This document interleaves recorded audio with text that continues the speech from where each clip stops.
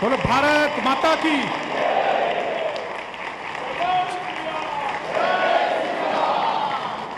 सभी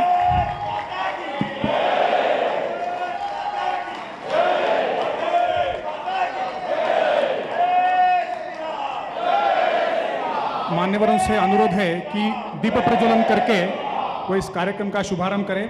दीप प्रज्वलन और प्रतिमा पूजन के लिए सनातन हिंदू धर्म की सभी श्रोतागण अपना स्थान ग्रहण करें कृपया।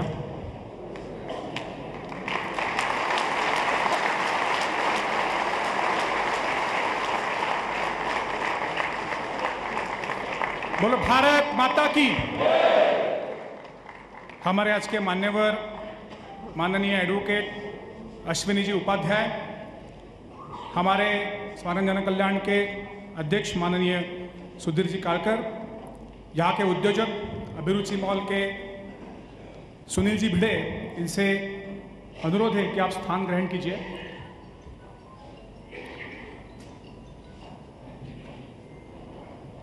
प्रार्थना के लिए मैं आमंत्रित करता हूँ वैशालीताई जोशी। मागणे तुकेच देवा राही अमुचांतरी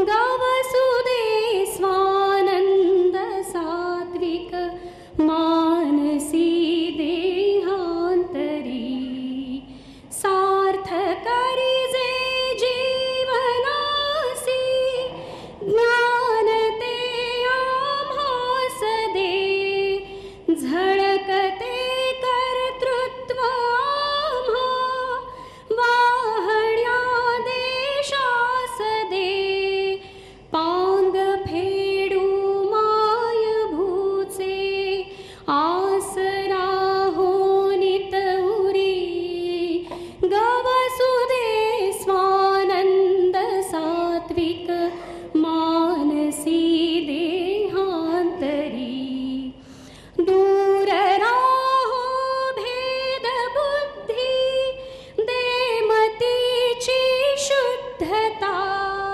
ऋण स्मरावे सृष्टीचे दे ऐसी कृतज्ञता धर्म आहे हा खरोखर हीच माणूस की खरी गवसुदे स्वानंद सात्विक मानसी देहांतरी मागणे तुकेच देवा राही अमुचांतरी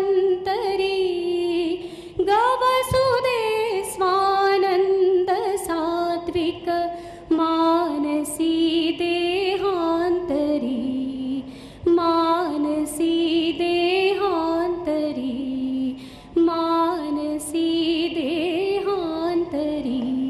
धन्यवाद।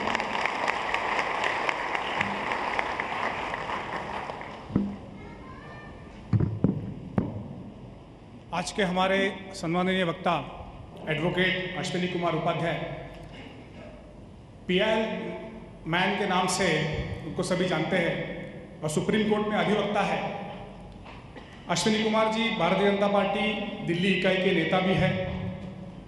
इलाहाबाद उत्तर प्रदेश में जन्मे उपाध्याय जी, आपने प्रारंभिक शिक्षा सरकारी स्कूल से प्राप्त की और बाद में चौधरी चरण सिंह विश्वविद्यालय से कानून की डिग्री भी हासिल की है। कल आपसे साक्षात्कार हुआ था अधिवक्ता के कार्यक्रम में। इन्होंने बोला था कि गाय को चारा खिलाकर धर्मरक्षा होगी, लेकिन उससे भी ज़्यादा जो गाय माता की तस्करी कर रहा है, गौ माता की तस्करी कर रहा है, उसको जेल में डालकर धर्म की रक्षा अधिक होगी। और ये जो विमर्श उन्होंने दिया था, ये इसी समय का विमर्श है। ये साक्षात्कार मैंने कल आपसे किया था। अभी समय का जो प्राबंध है उसके हिसाब से माननीय सुधीर जी से मैं अनुरोध करता हूँ कि वह हमारे आज के वक्ता माननीय अश्विनी जी कुमार उपाध्याय, उनको सम्मानित करें।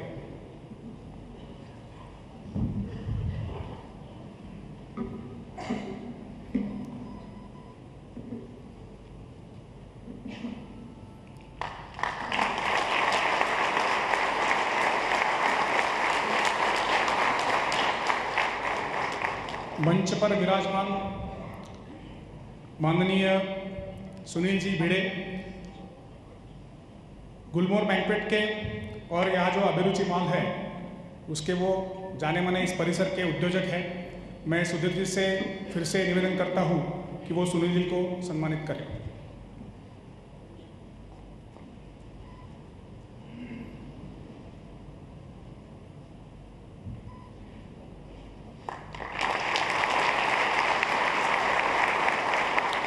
एडवोकेट नरसिंह लगड़ अगर यहाँ पर है, वो सम्मानित करना चाहते हैं माननीय अश्विनी जी को। उनसे निवेदन है कि वो सम्मानित करें।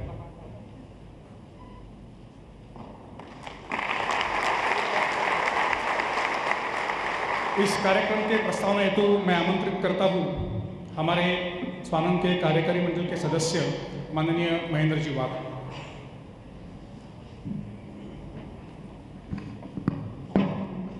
स्वानंद जन कल्याण प्रतिष्ठान द्वारा आयोजित इस विशेष कार्यक्रम में उपस्थित सभी श्रोता, आज के आदरणीय प्रमुख अतिथि एडवोकेट अश्विनी कुमार जी, सबको मेरा नमस्कार। समाज अभी स्वानंद जन कल्याण प्रतिष्ठान द्वारा ये कार्यक्रम आयोजित किया है। स्वानंद के बारे में मैं ज़्यादा बोलूँगा नहीं, आपको सब जानकारी पहले दे दी चुकी है, लेकिन कुछ बातें प्रास्ताविक में ज़रूर रखना चाहूँगा। समाज घटकों में दूरी उत्पन्न करने वाली सामाजिक समस्याओं का समाधान ढूंढने के लिए अपनी पूर्ण क्षमता से कार्य की रचना खड़ी करना, यह स्वानंद ने प्रमुख अपना उद्देश्य माना है। सामाजिक प्रबोधन के ऐसे उपक्रम भी उसी रचना का एक अंग है। हम देखते हैं कि वर्ष 2014 के बाद कुछ ऐसे विषयों की चर्चा राष्ट्रीय स्तर पर होना आरंभ हुई जिसकी इतनी चर्चा पहले कभी नहीं होती थी। उदाहरण के तौर पर CIA, ट्रिपल तलाक, वक्फ, वन नेशन वन इलेक्शन, इस तरह की चर्चाएं इसलिए महत्वपूर्ण है क्योंकि ये सभी विषय राष्ट्रीय सुरक्षा से सीधी तरह से जुड़े हुए हैं और सामान्य मनुष्य के दैनंदिन जीवन पर भी प्रभाव करने वाले विषय हैं। वक्फ संशोधन विधेयक 2024 जब संसद की पटल पर पहले रखा गया तो देश भर में घमासान चर्चा छिड़ गई। स्वयं को मुस्लिमों के तारणहार बताने वाले ये कहने लगे कि ये विधेयक वक्फ को बर्बाद करने वाला विधेयक है। दूसरी ओर गरीब मुस्लिम की संपत्ति को कोई हाथ नहीं लगा सकता, इस तरह के विधान स्वयं को कभी हिंदुत्व प्रेमी मानने वालों के मुख से भी प्रकट हो गए। इस विषय पर सभी प्रकार के मतांतर सभी मीडिया प्लेटफॉर्म्स पर हमने देखे। निस्संदेह यह एक ऐसा महत्वपूर्ण विषय है जिसके बारे में सटीक और यथार्थ जानकारी सबको मिलना अत्यावश्यक है, क्योंकि यह विषय भी सामान्य मनुष्य के जीवन से बहुत गहराई से जुड़ा हुआ विषय है। कभी हम सुनते हैं कि कर्नाटक के एक किसान ने अपनी खेती का एक छोटा सा टुकड़ा कई सालों पहले एक मुस्लिम को दफन हेतु दिया था, लेकिन अब उसी खेती पर वक्फ अपना कब्जा जमाए हुए है। देश की नई संसद की जगह भी वस्तुतः वक्फ की प्रॉपर्टी है, ऐसा विधान भी खुलेआम मीडिया पर किया जाता है। ऐसा अभी देश का चित्र है। ऐसे और भी कई गंभीर मामले हैं। JPC रिपोर्ट में शायद और भी रोचक तथ्य सामने आएंगे और ये सभी जो मामले हैं राष्ट्रीय सुरक्षा के सामने एक गंभीर चुनौती है, इसलिए इसकी जानकारी हम सबको होना बहुत आवश्यक है। ऐसे महत्वपूर्ण विषय की स्पष्टता किसी अधिकारी व्यक्ति से मिलना बहुत आवश्यक है और हमारे सौभाग्य से आज भारत के एक ऋषितुल्य विधिज्ञ, जिन्होंने एक संवेदनशील विषयों पर न केवल गहरा अध्ययन किया अपितु बड़ी मात्रा में जन जागरण करते हुए गत 5 वर्षों में कुल 50 जनहित याचिकाएं उन्होंने दाखिल की है।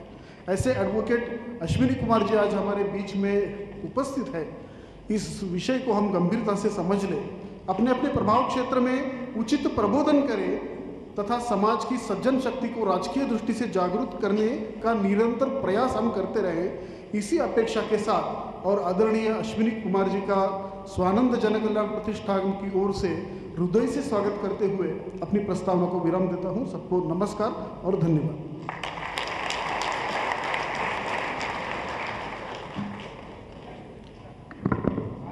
इस कार्यक्रम में स्वानंद जन कल्याण के सभी विश्वस्त यहाँ पर उपस्थित है और हमारे माननीय बाग संघचालक श्रीमान सुनील जी राउत भी यहाँ पर उपस्थित है, उनका भी हार्दिक स्वागत। इसके बाद मैं धन्यवाद ज्ञापन के लिए आमंत्रित करता हूँ श्रीमान रविंद्र जी शिंगणापुरकर।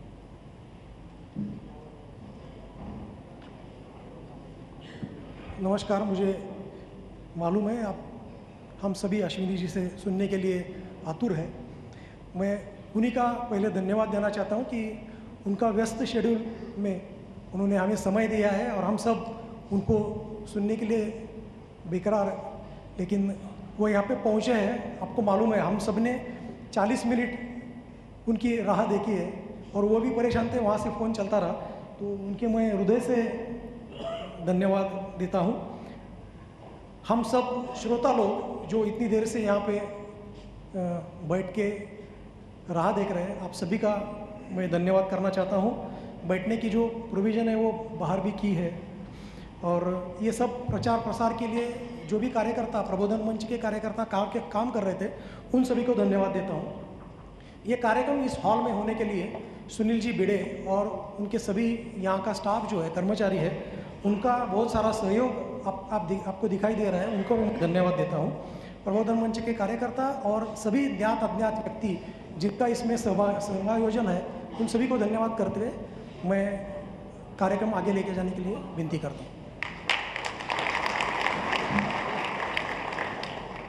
आज के हमारे प्रमुख वक्ता माननीय श्री अश्विनी कुमार उपाध्याय, आपसे निवेदन है कि इस सभा को आप संबोधित करें। सबसे पहले मैं आप लोगों से क्षमा मांगता हूं, हाथ जोड़ के क्षमा मांगता हूं। मुझे अगर पता होता कि ऐसा ट्रैफिक होता तो मैं 4 बजे चल देता होटल से। आज बगल में स्वामीनारायण मंदिर में रविवार को एक सभा होती है, तो गुरुदेव का आदेश था थोड़ी हमारी सभा में भी आ जाइए, वहाँ पे भी काफ़ी भक्त आते हैं, तो वहाँ गया। लेकिन वहाँ यहाँ आने में 3 किलोमीटर की यात्रा लगभग 1 घंटे में हो गई पूरी।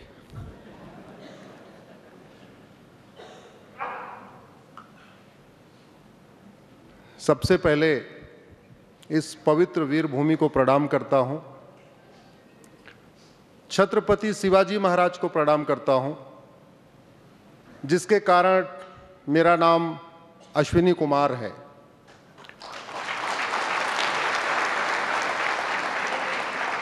छत्रपति शिवाजी महाराज नहीं होते तो हो सकता है मेरा नाम अकबर होता या अकरम होता, कुछ और होता, लेकिन अश्विनी कुमार नहीं होता। शिवाजी महाराज नहीं होते तो मेरे हाथ में ये रक्षा नहीं होता। शिवाजी महाराज नहीं होते तो बहनों के गले में मंगलसूत्र नहीं होता। शिवाजी महाराज नहीं होते तो बहनों की मांग में सिंदूर नहीं होता। और शिवाजी महाराज अगर नहीं होते तो हमारे सामने सारे के सारे 100% लोगों को टोपी पहन के बैठना पड़ता।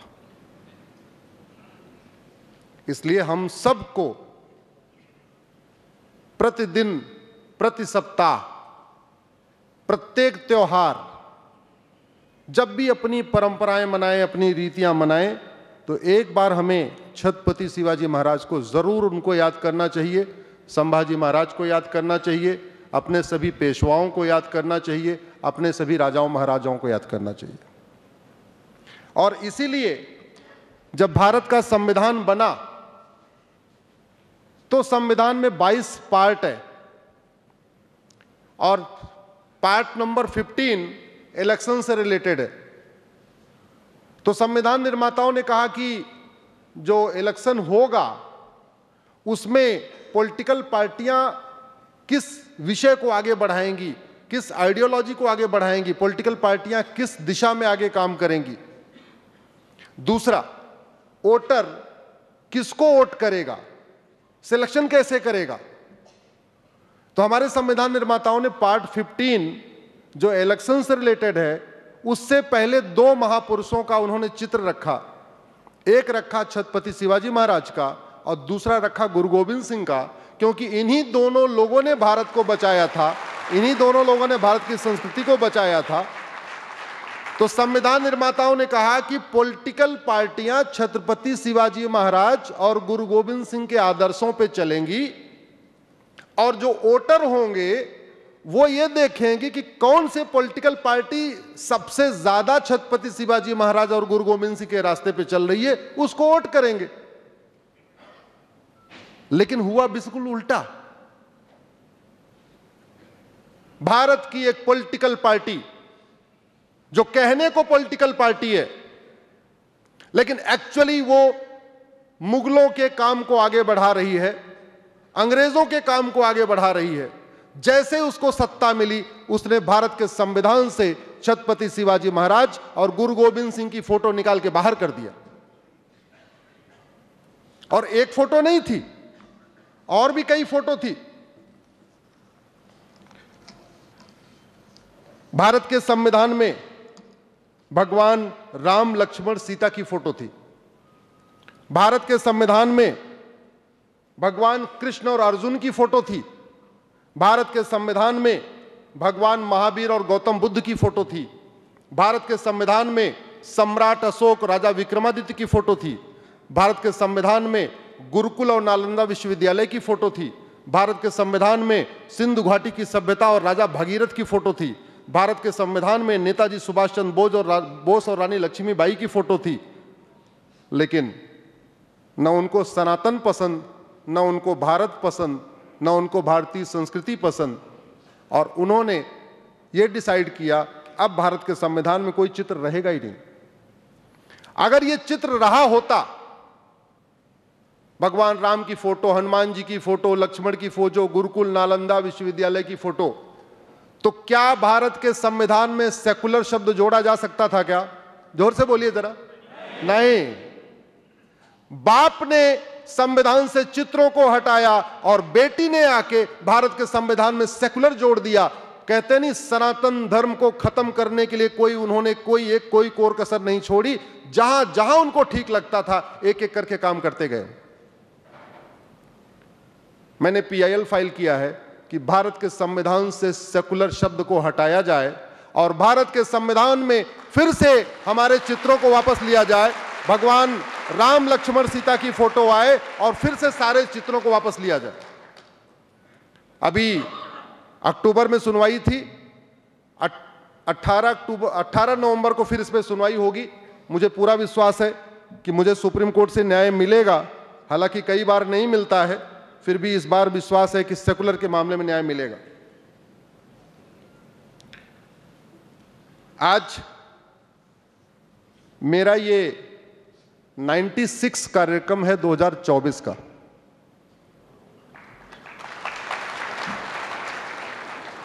(2024) में मैं एक रविवार को अपने घर में था, जो अभी दीपावली के साथ था। 2023 में मैं 115 जिलों में गया था, 2022 में 90 जिलों में गया था। अब तक 500 जिलों का मैंने प्रवास किया है 800 जिलों में से। Monday to Friday Supreme Court, Saturday Sunday आपके बीच। जो मंडे का मैटर होता है उसको फ्लाइट में बैठे बैठे पढ़ते हुए चले जाते हैं, फ्लाइट में आके पढ़ते रहते हैं। आप लोगों के बीच से निकलने के बाद जब टाइम मिलता फिर फ्लाइट, हमारे साथ फाइल भी चलती रहती है हमारी, तो जब जब मौका मिलता मैं फाइल पढ़ता रहता हूँ। मैं क्यों कर रहा हूं, उसके पीछे एक कारण है। कारण यह है कि जो हमारे पूर्वजों ने नहीं सोचा वो सब कुछ हुआ।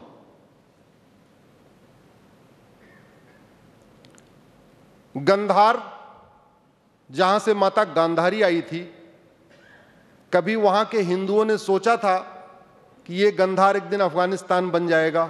सोचा था क्या? नहीं। राजा भरत का ननिहाल कैकेयी, जहां से माता कैकेयी आई थी, कभी उन्होंने सोचा था कि ये पाकिस्तान बन जाएगा? बना कि नहीं बना? बना।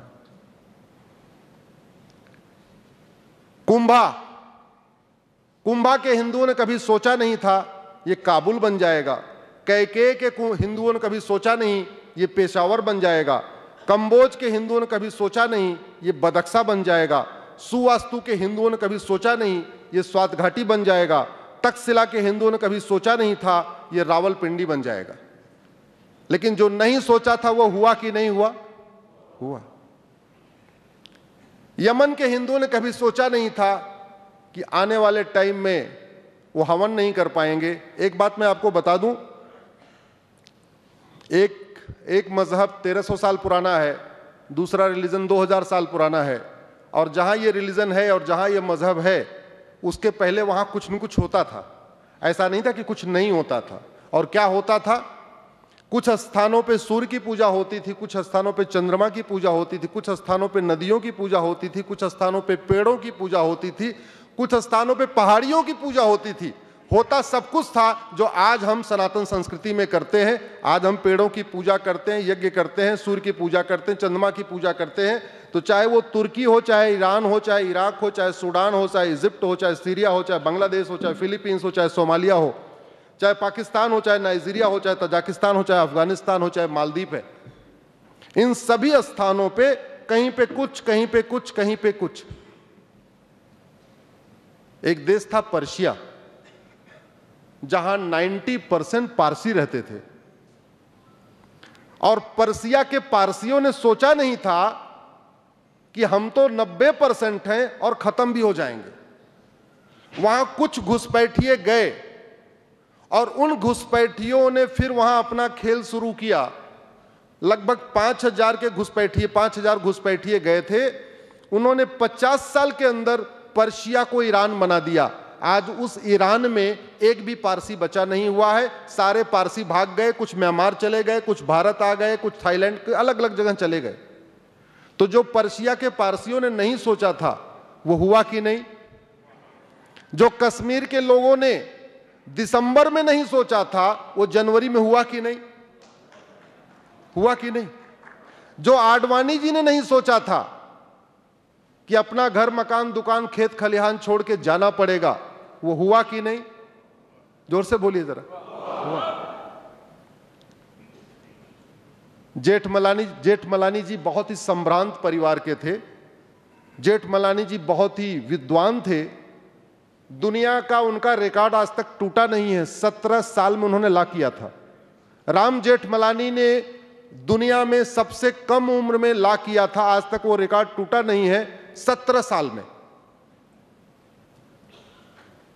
और उन राम जेठमलानी जी को अपना घर, मकान, दुकान, खेत खलिहान छोड़ के भागना पड़ा। इंद्र कुमार गुजराल साहब बहुत विद्वान थे, घर, मकान, दुकान, खेत खलिहान छोड़ के भागना पड़ा। खुशवंत सिंह को सब कुछ छोड़ के भागना पड़ा। मनमोहन सिंह जी को सब कुछ छोड़ के भागना पड़ा, भारत में आके प्रधानमंत्री बने। मिल्खा सिंह भागे, लाला अमरनाथ भागे, यश चोपड़ा भागे, प्रेम चोपड़ा भागे, विनोद खन्ना भागे, राजेंद्र कुमार भागे, राज कपूर भागे, शेखर कपूर भागे, ऋतिक रोशन के दादा, ये ऋतिक रोशन जो आजकल जोधा अकबर में अकबर बन के अकबर का गुणगान कर रहे हैं, इनके दादा रोशन साहब अंडरवियर पहन के भागे थे वहां से। क्या इन लोगों ने सोचा था कि हमको सब कुछ छोड़ के भागना पड़ेगा? नहीं सोचा था ना। लेकिन भागे कि नहीं भागे? भागे। अच्छा, बाकी तो छोड़ो। जुलाई 2024 में चटगांव के, ढाका के हिंदुओं ने सोचा था क्या कि अगस्त में क्या होने वाला है? सोचा था क्या? और हुआ कि नहीं? हुआ। अगर आप ध्यान से देखें तो जो खिलजी के समय हुआ, जो बाबर के समय हुआ, जो तुगलक के समय हुआ, जो गोरी के समय हुआ, जो गजनी के समय हुआ, वही अफगानिस्तान में हुआ, वही 1947 में हुआ, वही 1990 में हुआ, और वो 2024 में भी हो रहा है। कुछ लोग कहते हैं कि सब लोग रेडिकल थोड़ी होते हैं। मैं भी कह रहा हूं सब लोग रेडिकल नहीं होते हैं। लेकिन सवाल है, कैसा कोई लोग कहते हैं अरे 1% रेडिकल होते हैं। तो ढाका के 1% रेडिकल जब हिंदुओं का घर जला रहे थे तो 99% जो पीसफुल थे उन्होंने रेडिकल को क्यों नहीं खदेड़ा? जो 99% पीसफुल थे उन्होंने हिंदुओं का समर्थन क्यों नहीं किया? आखिर क्या कारण है कि जिस गांव में 99 घर हिंदू होते हैं वहां एक परिवार कन्वर्टेड हिंदू आराम से रहता है, लेकिन जहां पे ये मामला 50-50 हो जाता है वहां हिंदुओं को पलायन करना पड़ता है? ऐसे बहुत सारे लोग बोलते हैं ना, सब थोड़ी होता। हाँ, सब नहीं होते, मानता हूं सब नहीं होते, लेकिन सब नहीं होते तो विरोध क्यों नहीं करते? विरोध न करना भी समर्थन करना है कि नहीं? तो समर्थन तो करते हैं। अगर विरोध नहीं कर रहे हैं तो समर्थन करते हैं। भारत की डेमोग्राफी बहुत तेजी के साथ बदल रही है, बहुत तेजी के साथ बदल रही है। और उसमें भी सबसे तेजी के साथ जो डेमोग्राफी बदल रही है वो गुजरात, महाराष्ट्र और पंजाब की बदल रही है। पंजाब और महाराष्ट्र खास तौर पे टारगेट पे है। उसका 2 कारण है।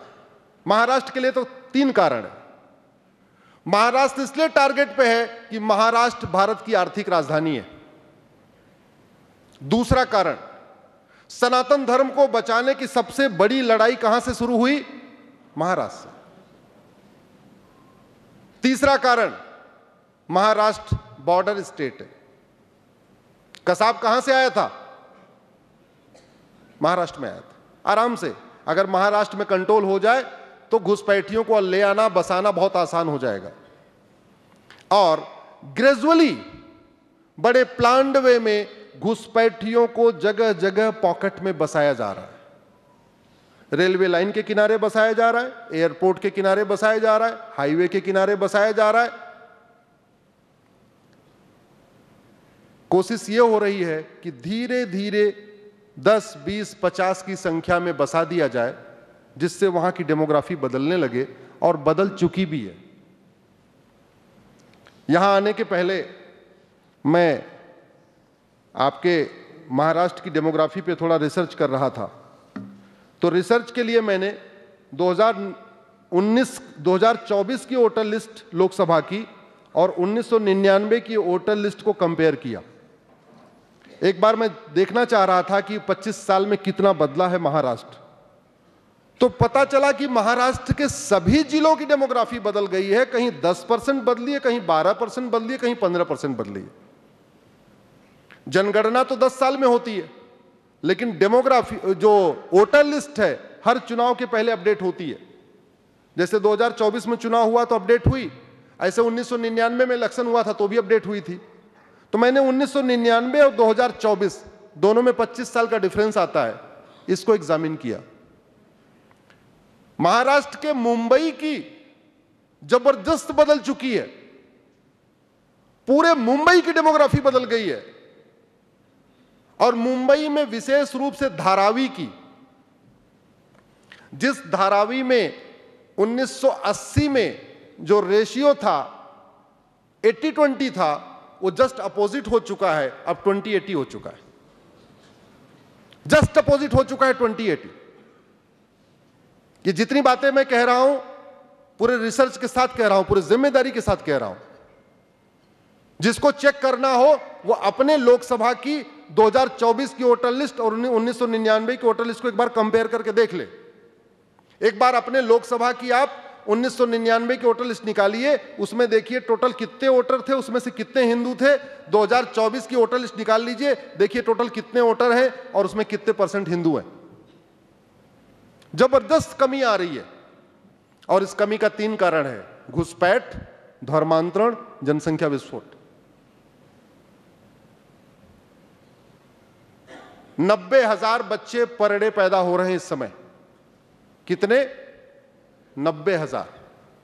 90,000 का मतलब होता है साल में 3.25 करोड़। अरब की जनसंख्या 3 करोड़ है और भारत में हर साल कितने बच्चे पैदा हो रहे हैं? 3.25 करोड़।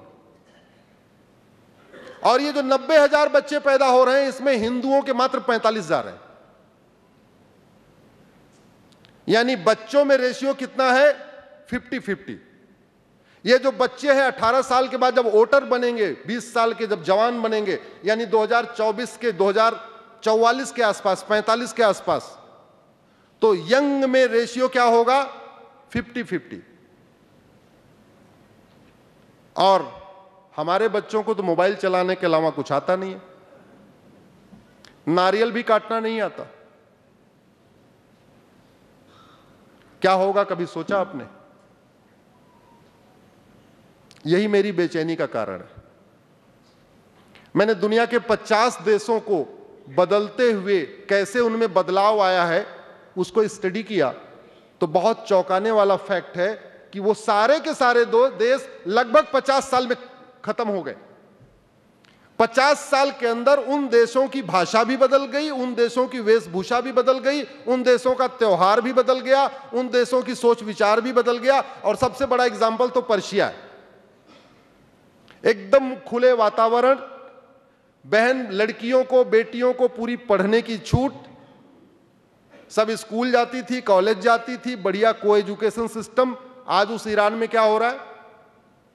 कॉलेज में बंद हो गया, बेटियां नहीं जा सकती, इस कॉलेज में नहीं जा सकती। दुर्योधन का ननिहाल गंधार, जहां दुनिया का सबसे बड़ा शिव मंदिर था, गंधार नरेश ने अपनी बेटी गांधारी के लिए दुनिया का सबसे बड़ा शिव मंदिर बनवाया था, क्योंकि बेटी शिव भक्तिनी थी। उस अफगानिस्तान में शिव मंदिर कोई बचा क्या है? कोई नहीं। दुनिया की सबसे बड़ी बुद्ध की मूर्ति कहां थी? अफगानिस्तान। वो बुद्ध मूर्ति बची क्या? नहीं। अफगानिस्तान में जैन बचे क्या? नहीं। बौद्ध बचे क्या? नहीं। सिख बचे क्या? नहीं। हिंदू बचे क्या? नहीं। ब्राह्मण बचे क्या? नहीं। क्षत्रिय बचे क्या? नहीं। वैश्य बचे क्या? नहीं। दलित बचे क्या? नहीं, कोई नहीं बचा। यही मेरी चिंता का कारण है। और थोड़ा सा कम ज्यादा 10 से 20% के बीच में आपके जो डेमोग्राफी में बदलाव हुआ है, कहीं 8% है, कहीं 10% है, कहीं 12% है। अहमदनगर की डेमोग्राफी बदल चुकी है, अकोला की डेमोग्राफी बदल चुकी है, अमरावती की डेमोग्राफी बदल चुकी है, औरंगाबाद की डेमोग्राफी बदल चुकी है, बीड, भंडारा, बुल्हाना की डेमोग्राफी बदल चुकी है, चंद्रपुर, धुले, गढ़चिरौली की डेमोग्राफी बदल चुकी है, गोंडिया, हिंगोली और जलगांव की डेमोग्राफी बदल गई है, जालना, कोल्हापुर, लातूर की डेमोग्राफी बदल गई है, मुंबई की बहुत जबरदस्त डेमोग्राफी बदली है, लगभग 22% के आसपास डेमोग्राफी बदली है, नागपुर की डेमोग्राफी करीब 12% के आसपास बदली है, नांदेड़, नासिक की डेमोग्राफी बदल गई है, उस्मानाबाद की लगभग 40% डेमोग्राफी बदल गई है, पालघर, परभनी की डेमोग्राफी बदल गई है, पुणे की भी लगभग 12% के आसपास डेमोग्राफी बदल गई है, रायगढ़, रत्नागिरी की डेमोग्राफी बदल गई है, सांगली, सतारा, सिंधुदुर्ग की डेमोग्राफी बदल गई है, सोलापुर, थाने, वर्धा की डेमोग्राफी बदल गई है, वासिम, यवतमाल की डेमोग्राफी बदल गई है। और इस डेमोग्राफी बदलने का मूल कारण है घुसपैठ, धर्मांतरण, जनसंख्या विस्फोट।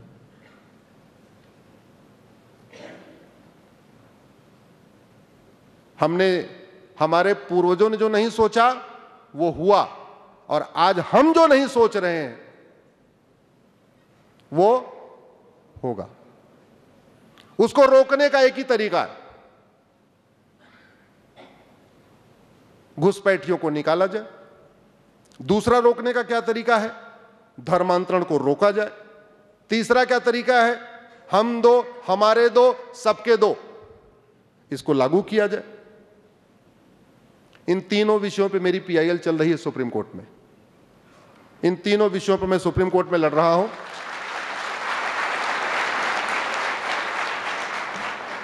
चौथा जो सबसे बड़ा खतरा है, बड़े प्लान्ड वे में स्कूल और कॉलेजेस में ड्रग पहुंचाई जा रही है। ये जो ड्रग पहुंच रही है ये संयोग नहीं है, ये जो ड्रग पहुंच रही है ये प्रयोग है, ये एक्सपेरिमेंट है, और बिल्कुल सफल हो गया पंजाब में। पंजाब को उन्होंने कन्वर्ट करने के लिए सबसे बढ़िया तरीका निकाला। पंजाब में स्कूल कॉलेज में ड्रग पहुंचाया, वो भी फ्री में। जब एक बार लड़के वहां ड्रग एडिक्ट होना शुरू हो गए तो फ्री वाली ड्रग देना बंद कर दिया। तो फिर लड़के घर घर से लड़ के अपने माता पिता से पैसा लेके आने लग गए, और देखते ही देखते ड्रग के दम पे उन्होंने 25% पंजाब को कन्वर्ट कर दिया। भारत का वो राज्य जहां सनातन संस्कृति की रक्षा के लिए सिख पंथ बना, भारत का वो राज्य जहां सनातन संस्कृति की रक्षा के लिए खालसा पंथ बना, गुरुओं ने बलिदान किया, बंदा बहादुर सिंह ने इतना बड़ा बलिदान किया, गुरु गोविंद सिंह परिवार ने इतना बड़ा बलिदान किया, उस पंजाब में 25% लोग कन्वर्ट हो चुके हैं, क्रिप्टो क्रिश्चियन हो चुके हैं, इस्लामिक कन्वर्जन भी हो रहा है और जिहादी कन्वर्जन भी हो रहा है। अब पंजाब के बाद जो दूसरा बड़ा टारगेट है वो है महाराष्ट्र। कारण मैंने आपको बताया था, बॉर्डर स्टेट है, आर्थिक राजधानी है, पैसा खूब है यहां पे, टैक्स खूब आता है यहां से, और सबसे बड़ी बात,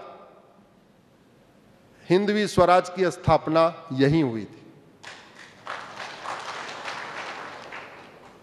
वो मन में कहीं ना कहीं कसक है।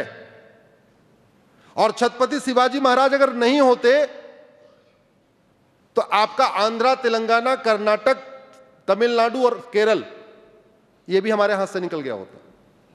वो दीवार बन के यहीं खड़े हो गए महाराष्ट्र में। इसीलिए आपको नॉर्थ साउथ का जो विभाजन दिखाई पड़ता है वो शिवाजी महाराज के कारण दिखाई पड़ता है। जैसे उत्तर भारत में बाल विवाह होता है, दक्षिण भारत में बाल विवाह नहीं होता, क्योंकि शिवाजी महाराज ने मुगलों को आगे नहीं बढ़ने दिया। उत्तर भारत में रात्रि विवाह होता है, रात को शादी होती है, लेकिन आपके महाराष्ट्र में और इसके दक्षिण कब होती शादी?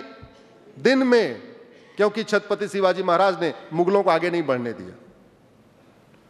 उत्तर भारत में घूंघट प्रथा आज भी खूब है, लेकिन दक्षिण भारत में घूंघट प्रथा नहीं है, क्योंकि छत्रपति शिवाजी महाराज ने मुगलों को आगे नहीं बढ़ने दिया। लेकिन दुख इस बात का है कि 1950 के बाद हमारे ओटजीवी, नोटजीवी, नामजीवी दल गुलाम नेताओं ने छत्रपति महाराज शिवाजी महाराज के सपने को चकनाचूर कर दिया। घुसपैठियों को बसा रहे हो, धर्मांतरण कराने वाले मिशनरियों और जिहादियों के सामने दंडवत होकर घूम रहे हैं। उनको कह रहे हैं बस वोट दे दो, तुम्हें खुली छूट है, तुम कन्वर्ट कर लेना। और बाकी तो छोड़िए, वोटर आईडी बनवा रहे हैं। घुसपैठियों का वोटर आईडी कौन बनवा रहा है? पार्षद बनवा रहे हैं, प्रधान बनवा रहे हैं, विधायक सांसद बनवा रहे हैं कि हमको वोट मिल जाएगी इनकी। उनको इस बात की चिंता नहीं है कि 25 साल के बाद ये घुसपैठिए हमारे बच्चों का क्या करेंगे। उनको इस बात की चिंता नहीं है कि कल मुसीबत खड़ी हो जाए। और मुसीबत मुझे दिख रही है, भगवान न चाहे करे ऐसा हो। मुझे तो दिख रहा है कि 20 से 25 साल, 20 साल के बाद धारावी की झुग्गी से 5 लाख लोग निकलेंगे और पूरा का पूरा आपका वर्सोवा, अंधेरी, विले पार्ले और ये जो आपका जुहू और ये वर्ली, ये पूरा एरिया खाली करवा लेंगे। ये मुझे दिख रहा है, आज दिख रहा है। अगर उनको नहीं वहां से भगाया गया तो घुसपैठ हमारी राष्ट्र की सुरक्षा के लिए खतरा है कि नहीं? जोर से बोलिए जरा।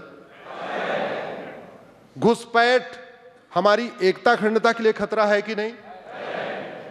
घुसपैठ देशद्रोह है कि नहीं? घुसपैठ अपने आप में एक इनडायरेक्ट वॉर है कि नहीं, वेजिंग वॉर है कि नहीं? और घुसपैठ एक संगठित अपराध है कि नहीं? घुसपैठियों की मदद करने वाले भारत के ही लोग हैं कि नहीं? तो जितना बड़ा अपराध घुसपैठियों का, उतना ही बड़ा अपराध भारत के जो मदद करते हैं उनका हुआ कि नहीं? जो राष्ट्र की सुरक्षा के लिए खतरा हो उसके लिए हमारे पास एक कानून है, एनएसए, नेशनल सिक्योरिटी एक्ट। जो हमारी एकता अखंडता के लिए खतरा हो उसके लिए हमारे पास एक कानून है, यूएपीए। जो वेजिंग वॉर हो, इनडायरेक्ट वॉर हो, उसके लिए हमारे पास एक सेक्शन है, उसमें आजीवन कारावास, फांसी की सजा का प्रावधान है। जो संगठित अपराध हो उसके लिए भी हमारे पास राज्यवार कानून है। महाराष्ट्र के पास मकोका है, गुजरात के पास गुजकोका है, यूपी के पास गैंगस्टर एक्ट है।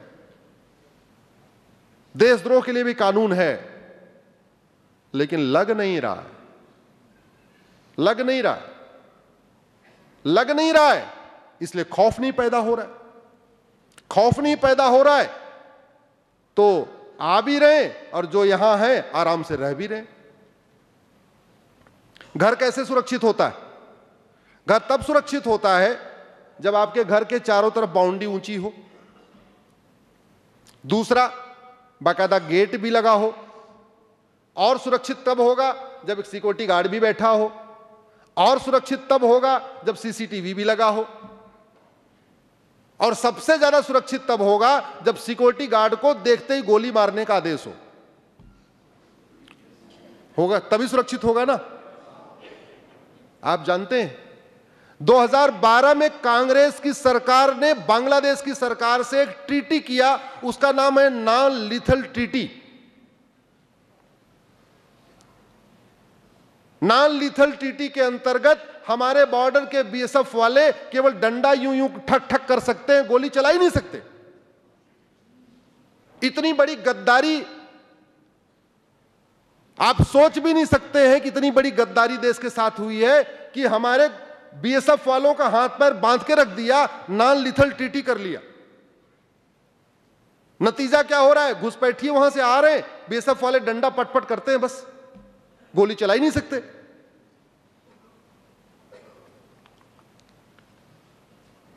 मैं आज इस पवित्र भूमि से कहता हूं, महाराष्ट्र की सरकार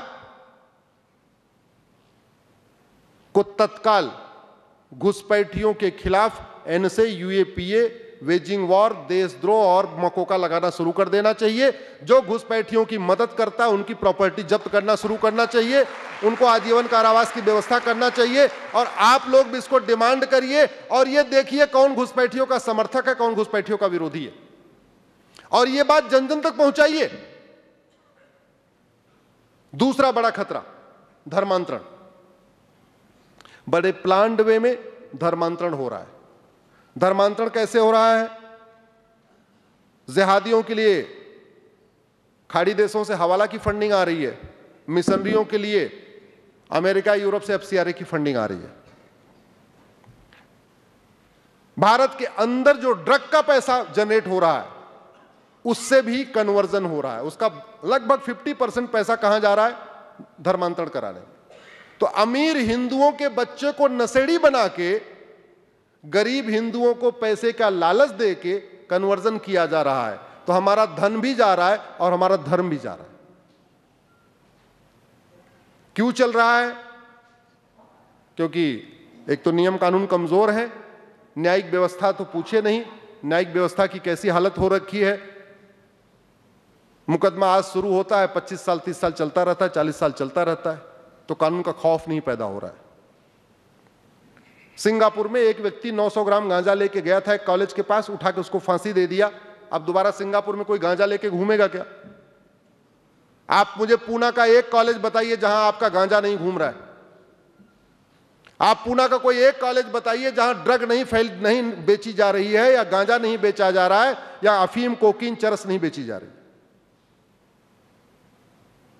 तो इसलिए मैं कह रहा हूं सबको सामूहिक रूप से आवाज उठाना पड़ेगा और हमें आइडेंटिफाई करना पड़ेगा कि कौन इसके समर्थन में है, कौन इसको इनडायरेक्टली इसको जो है सपोर्ट कर रहा है।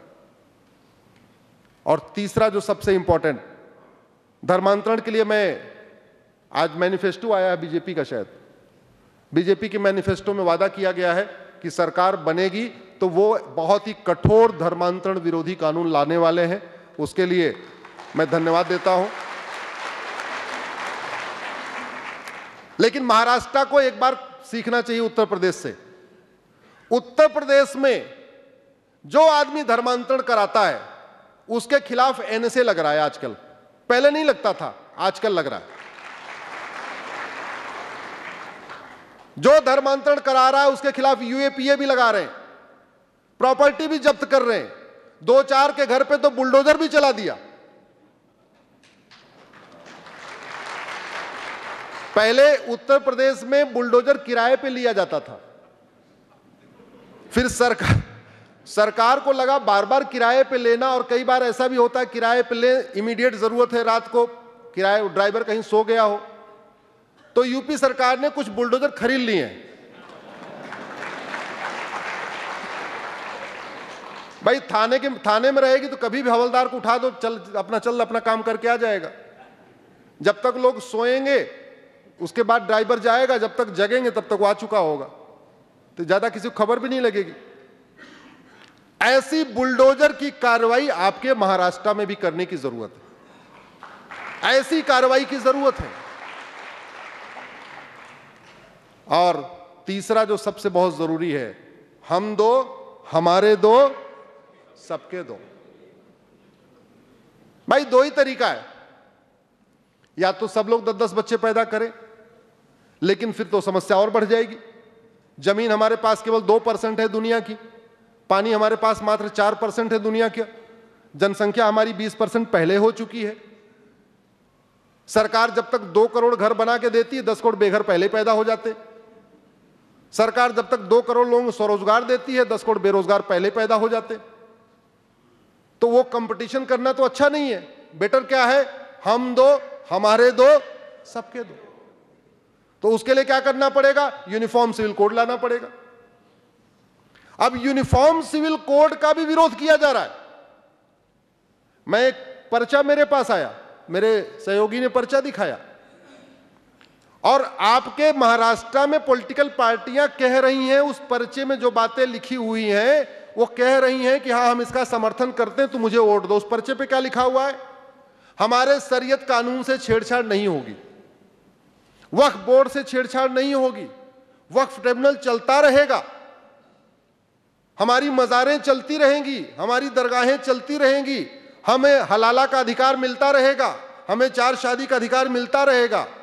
और पॉलिटिकल पार्टियां कह रही हैं हाँ बिल्कुल तैयार है, बस तुम मुझे वोट दे दो। ये गद्दारी है कि नहीं है, ये मक्कारी है कि नहीं है। वो कोई भी हो, किसी जाति का हो, क्या फर्क पड़ता है। आप डॉक्टर चुनते हो जाति देख के चुनते हो या अच्छा डॉक्टर चुनते हो।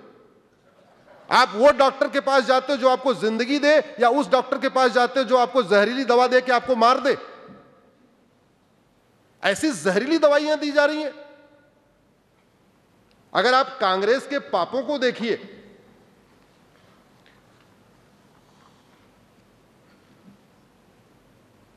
मैं आगे आगे कुछ बोलूंगा, आप जोर से पीछे, मेरे 50 सवाल होंगे, उत्तर आपका एक ही होगा, क्या, कांग्रेस।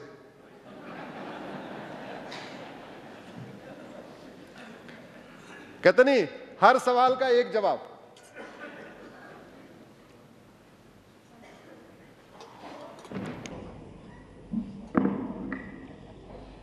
अब मैं सवाल शुरू कर रहा हूं, आप उत्तर जोर से देते जाइए।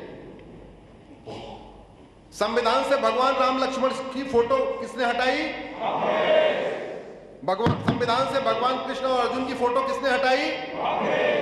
भारत के संविधान से भगवान महावीर और गौतम बुद्ध की फोटो किसने हटाई? भारत के संविधान से सम्राट अशोक राजा विक्रमादित्य की फोटो किसने हटाई? भारत के संविधान से छत्रपति शिवाजी महाराज और गुरु गोविंद सिंह की फोटो किसने हटाई? भारत के संविधान से गुरुकुल और नालंदा विश्वविद्यालय की फोटो किसने हटाई? भारत के संविधान से हनुमान जी और राजा भगीरथ की फोटो किसने हटाई? भारत के संविधान से नेताजी सुभाष चंद्र बोस, रानी लक्ष्मीबाई की फोटो किसने हटाई? वंदे मातरम को राष्ट्रगान किसने नहीं बनने दिया? भगवा झंडा को राष्ट्रीय झंडा किसने नहीं बनने दिया? भारत का नाम हिंदुस्तान की बजाय इंडिया किसने रखा? सरदार पटेल को प्रधानमंत्री किसने नहीं बनने दिया? बाबा साहब अंबेडकर को इस्तीफा देने के लिए किसने मजबूर किया? श्यामा प्रसाद जी को इस्तीफा देने के लिए किसने मजबूर किया? गुलामी के नामों को किसने जारी रखा? गुलामी के निशानों को किसने जारी रखा? गुलामी के मदरसों को किसने जारी रखा? मिशनरी स्कूलों को किसने बढ़ाया? गुलामी की शिक्षा को किसने प्रमोट किया? गुलामी की चिकित्सा को किसने प्रमोट किया? गुलामी के मुगलिया कानूनों को किसने प्रमोट किया? आर्टिकल 35 है संविधान में किसने जोड़ा? आर्टिकल 370 किसने जोड़ा? 1860 की आईपीसी को किसने जारी रखा? 1894 के लैंड एक्विजिशन एक्ट को किसने जारी रखा? 1936 के पारसी मैरिज एक्ट को किसने जारी रखा? 1937 के शरीयत एक्ट को किसने जारी रखा? 1946 का घटिया फॉरेनर एक्ट किसने जारी रखा? 1951 का घटिया रिप्रेजेंटेशन ऑफ पीपल एक्ट किसने जारी रखा? 1954 में ड्रग एक्ट, घटिया ड्रग एक्ट किसने बनाया? 1954 में पहली बार घटिया वक्फ एक्ट, जिसके कारण भारत की 10 लाख एकड़ जमीन पे जिहादियों का कब्जा हो गया, वो कानून किसने बनाया? 1955 में घटिया सिटीजनशिप एक्ट किसने बनाया? 1971 में घटिया नेशनल ऑनर एक्ट किसने बनाया? 1975 में इमरजेंसी किसने लगाया? 1976 में सेकुलर शब्द किसने जोड़ा? 1984 में अलीगढ़ को मुस्लिम यूनिवर्सिटी किसने घोषित किया? 1984 में सिटीजनशिप एक्ट में एक सेक्शन 6 से जोड़ के असम में 60 लाख बांग्लादेशियों को किसने नागरिकता दिया? 1986 में साहबानों का फैसला किसने पलटा? 1991 और 92 में अजमेर में 1500 बहन बेटियों का बलात्कार करने वालों की किसने मदद किया? 1951 में प्लेस ऑफ वर्शिप एक्ट किसने बनाया? 1992 में माइनॉरिटी कमीशन एक्ट किसने बनाया? 1995 में वक्फ एक्ट को विकराल पावर किसने दिया? 2004 में माइनॉरिटी एजुकेशन एक्ट किसने बनाया? 2006 में माइनॉरिटी अफेयर मिनिस्ट्री किसने बनाया? 2010 में जिहादियों को फंडिंग कराने के लिए एफसीआरए किसने बनाया? रोहिंग्या बांग्लादेशी घुसपैठियों को किसने बसाया? इतने अत्याचार करने वाले कांग्रेसियों को आप वोट देंगे क्या? आप अपने साथियों को देने देंगे क्या? अपने रिश्तेदारों को देने देंगे क्या? मेरे साथी नवीन जी कह रहे हैं वक्फ बोर्ड की जरा हिस्ट्री बता दीजिए। कांग्रेस की कितनी हिस्ट्री बताऊं? मुझे तो पूरी कांग्रेस कथा करनी पड़ेगी। जैसे भागवत कथा होती है ना, ऐसे 7 दिन की कांग्रेस कथा करना पड़ेगा। प्रतिदिन 3 घंटे कथा करूंगा तब 7 दिन में पूरी होगी।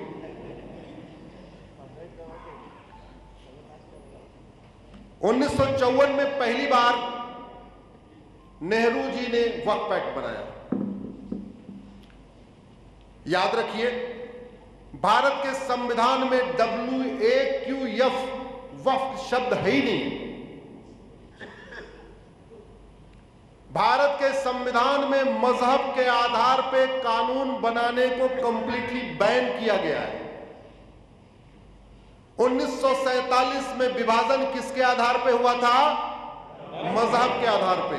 इसलिए संविधान निर्माताओं ने कहा अब विभाजन मजहब के आधार पे हो चुका है, इसलिए अब मजहब के आधार पे कोई नियम नहीं होगा, मजहब के आधार पे कोई कानून नहीं होगा, मजहब के आधार पे कोई बोर्ड नहीं होगा, मजहब के आधार पे कोई ट्रिब्यूनल नहीं होगा, मजहब के आधार पे कोई योजना नहीं होगी। जो भी होगी वो सबके लिए होगी। संविधान निर्माताओं ने आर्टिकल 13 में यहां तक लिख दिया कि अब 1950 से पहले बने जितने मजहबी कानून हैं आज की डेट यानी 26 जनवरी 1950 को खत्म हो जाएंगे। तो केवल इतना करना था कि पार्लियामेंट में एक प्रस्ताव लाना था, प्रस्ताव लाके जितने भी मजहब के आधार पर नियम कानून बने हुए थे उसकी एक लिस्ट बना के एक साथ रिजोल्यूशन पास करके ये बताना था भैया ये खत्म हो गया। लेकिन मजहब, और इसीलिए बाबा साहब अम्बेडकर ने इसमें कहा कि मजहब के आधार पर जो 1872 का क्रिश्चियन मैरिज एक्ट है, 1936 का पारसी मैरिज एक्ट है, 1937 का शरीयत एक्ट है, ये सब खत्म हो जाएंगे। अब क्या आएगा? आर्टिकल 44 यानी यूनिफॉर्म सिविल कोड। इतना सब होने के बावजूद नेहरू जी ने 1954 में वक्फ एक्ट बनाया और वक्फ एक्ट बना के उन्होंने वहसी दरिंदों के द्वारा जितनी जमीनें कब्जा की गई थी उसको वक्फ डिक्लेयर करा दिया। मतलब जहां बाबर का घोड़ा घास खाने जा रहा था वो भी वक्फ हो गया, जहां औरंगजेब की बकरी घास खाती थी वो भी वक्फ हो गया, जहां खिलजी घूम रहा था वो भी वक्फ हो गया। वक्फ का मतलब क्या होता है? दान करना। भारत में सबसे ज्यादा दान तो हिंदू करते हैं। हिंदुओं में विशेष रूप से जैन समाज के लोग, अग्रवाल समाज के लोग, माहेश्वरी समाज के लोग करते हैं। आपको पूरे भारत में अग्रवाल धर्मशाला मिलेगी, आपको पूरे भारत के हर जिले में आपको जैन धर्मशाला मिलेगी, आपको पूरे भारत में हर प्रांत में कम से कम एक बिरला मंदिर जरूर मिलेगा। तो हिंदू, जैन, बौद्ध, सिख के लिए अगर कोई जमीन का विवाद होगा तो कहां चलेगा? कोर्ट में।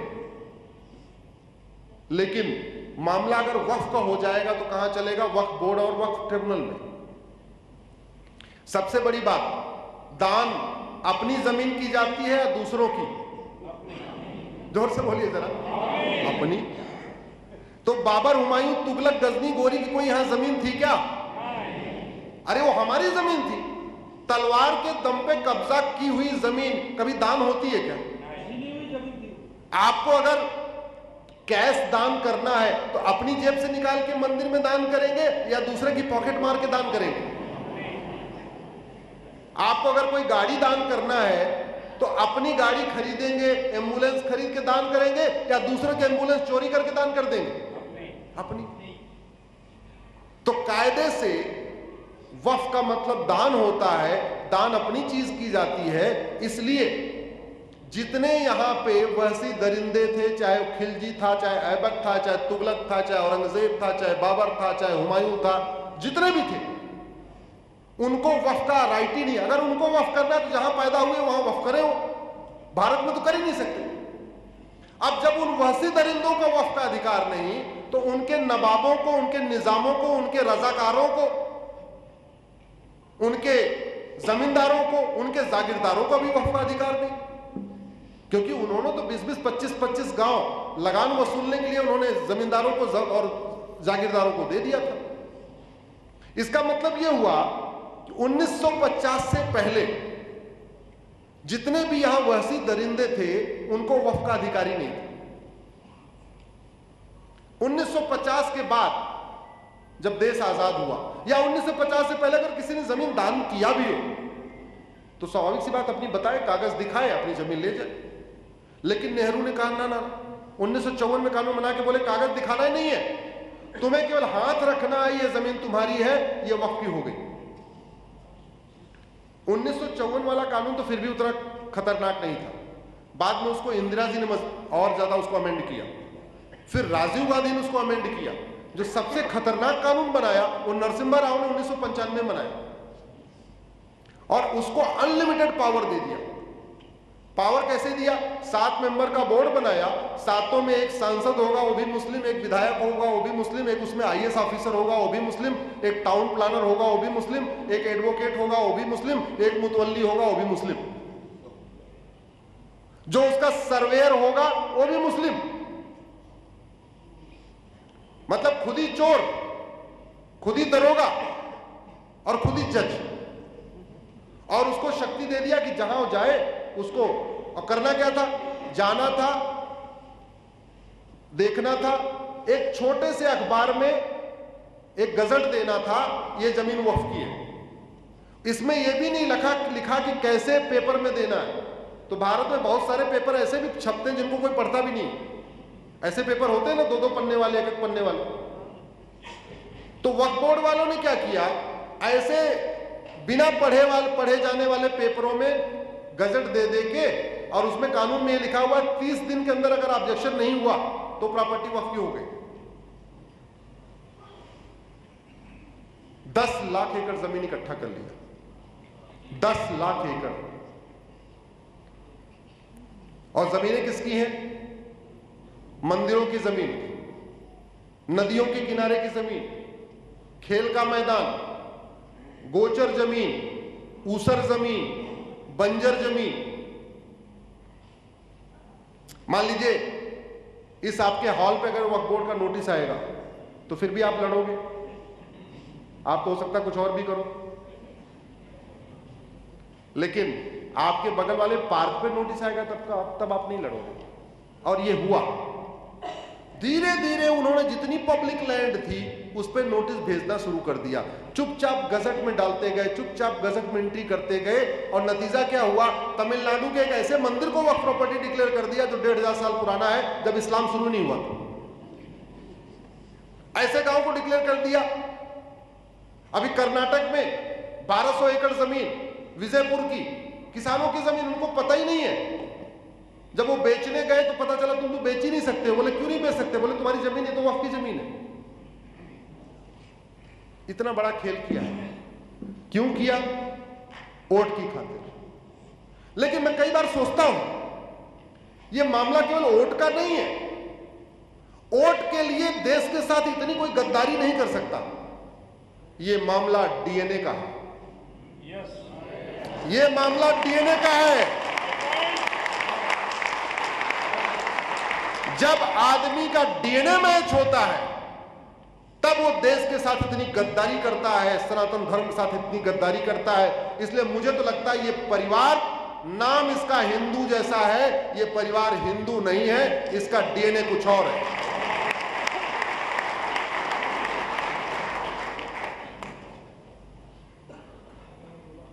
जब मुझे पता चला तो मैंने इस पर रिसर्च करना शुरू किया। 4 साल पहले तक इस कानून के बारे में लोगों को पता नहीं था। हमने इस पे PIL फाइल किया। हमारा काम ही यही है, जिसके बारे में ना पता हो वही काम हम करते हैं।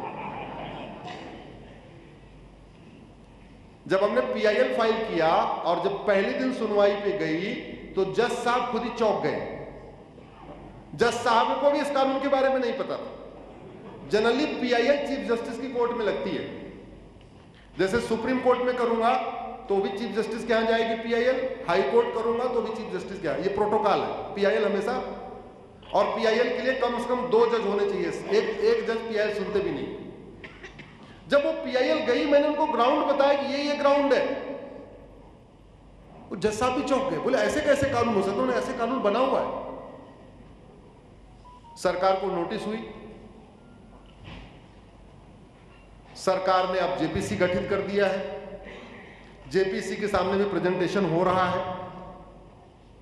लेकिन मेरा यह मानना है ये कानून केवल वोट के खातिर नहीं बना है, ये मामला कुछ और है। और ये मामला कहीं ना कहीं डीएनए का है, कहीं ना कहीं डीएनए मैच हो रहा है, इसलिए इस तरीके के कानून बने। क्योंकि एक कानून होता तो फिर समझ आता। इतने मैंने आपको बताया क्या क्या किया कांग्रेस ने किया। इतनी गद्दारी सनातन के साथ कोई नहीं कर सकता, इतनी गद्दारी देश के साथ नहीं कर सकता जितना उन्होंने किया। 44 बदलाव किए हैं इस कानून में सरकार ने। जो बिल आया है उसमें 44 बदलाव किया है। यह भी भारत के इतिहास का एक रिकॉर्ड है। आज तक भारत के इतिहास में किसी कानून में सरकार ने 44 बदलाव नहीं किए। अभी जो बिल आया कितने हैं उसमें 44। 14 नवंबर को हमारा प्रेजेंटेशन था पार्लियामेंट में, जेपीसी के सामने, मेरा विष्णु जैन जी का था। हम लोग 22 अमेंडमेंट और बता के आए हैं।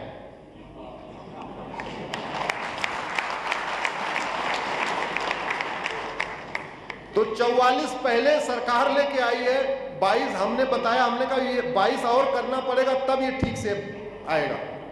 तो टोटल कितने हो गए? 66। अब ये बताओ, जिस पहिए में 66 पंचर हो जाए उसमें पंचर बनवाना चाहिए या पहिया बदल देना चाहिए?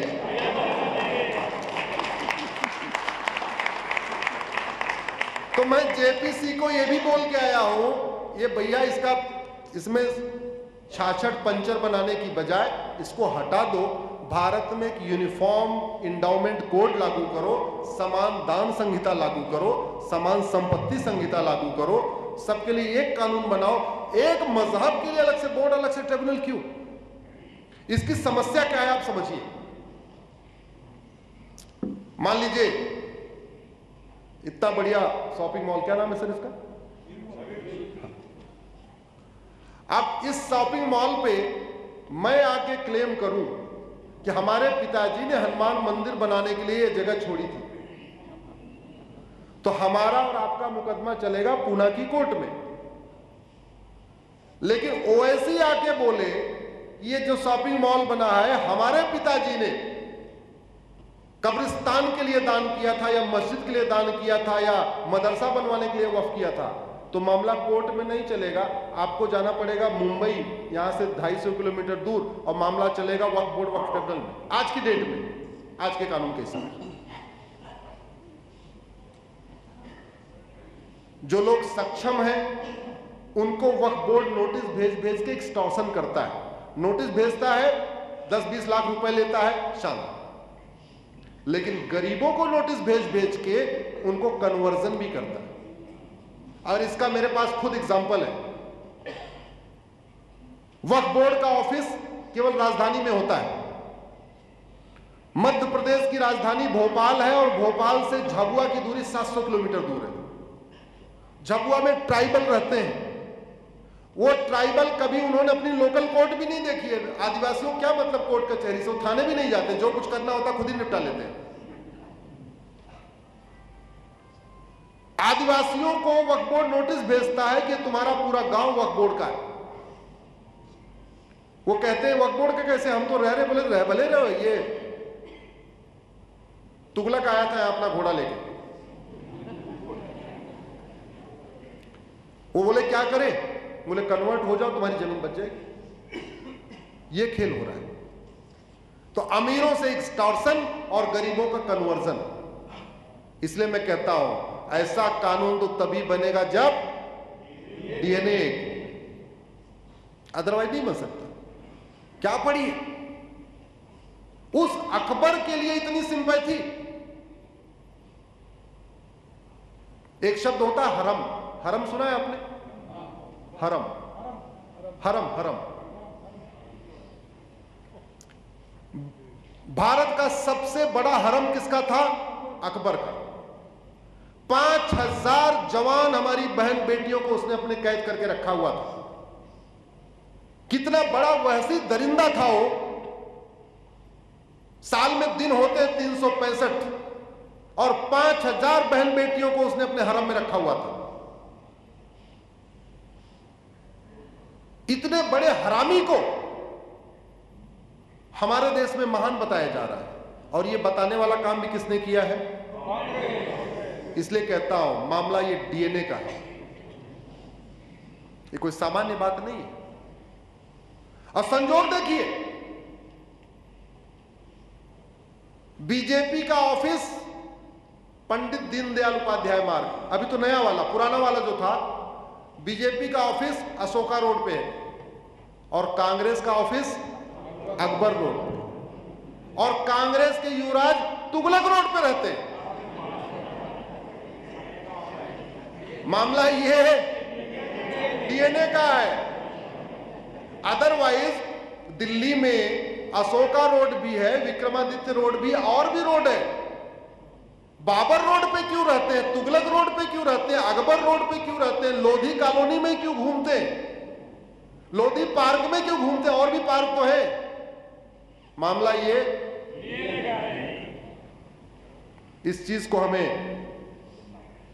एक्सप्लेन करने की जरूरत है। मुझे पूरा विश्वास है कि वक्फ बोर्ड खत्म होगा, वक्फ ट्रिब्यूनल भी खत्म होगा, और जल्दी ही भारत में एक देश एक विधान लागू होगा। एक दूसरा जो बहुत बार बार झूठ बोला जाता है, उसको भी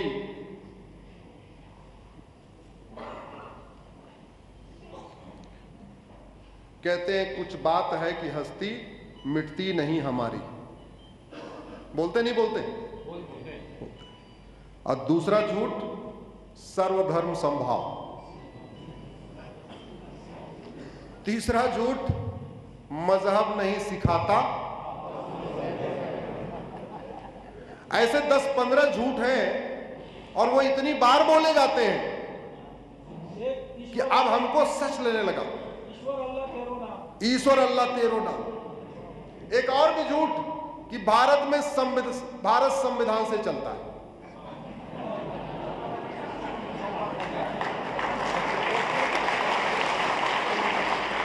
पूरी जिम्मेदारी के साथ कह रहा हूं, ये जानते हुए बोल रहा हूं कि मेरा वीडियो सुप्रीम कोर्ट के माननीय जजों तक पहुंचेगा। कहते हैं भारत संविधान से चलता है। संविधान का मतलब क्या? संविधान दो शब्दों से मिलकर बना, समविधान, समान विधान, सबके लिए एक विधान, एक देश एक विधान।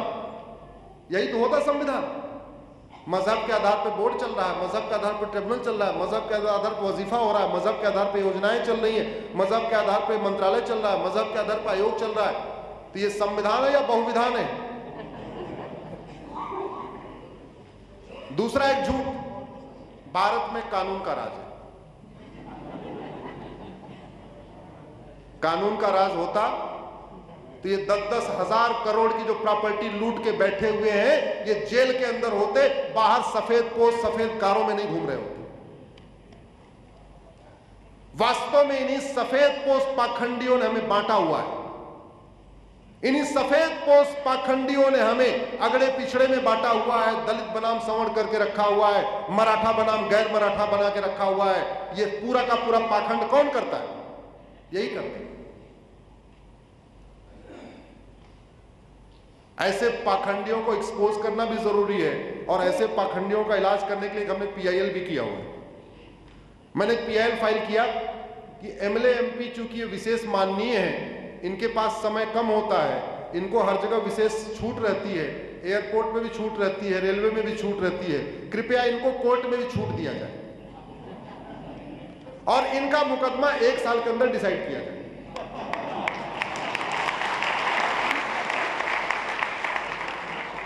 मैंने कहा इनको आने जाने में बहुत समय खर्च नहीं होना चाहिए, इनका 1 साल में डिसाइड होना चाहिए। 2016 मैंने पीआईएल फाइल किया, 2017 में फैसला आया कि भाई एमएलए एमपी का मुकदमा 1 साल में चलेगा। और वो जजमेंट भी जस्टिस रंजन गोगोई साहब का था।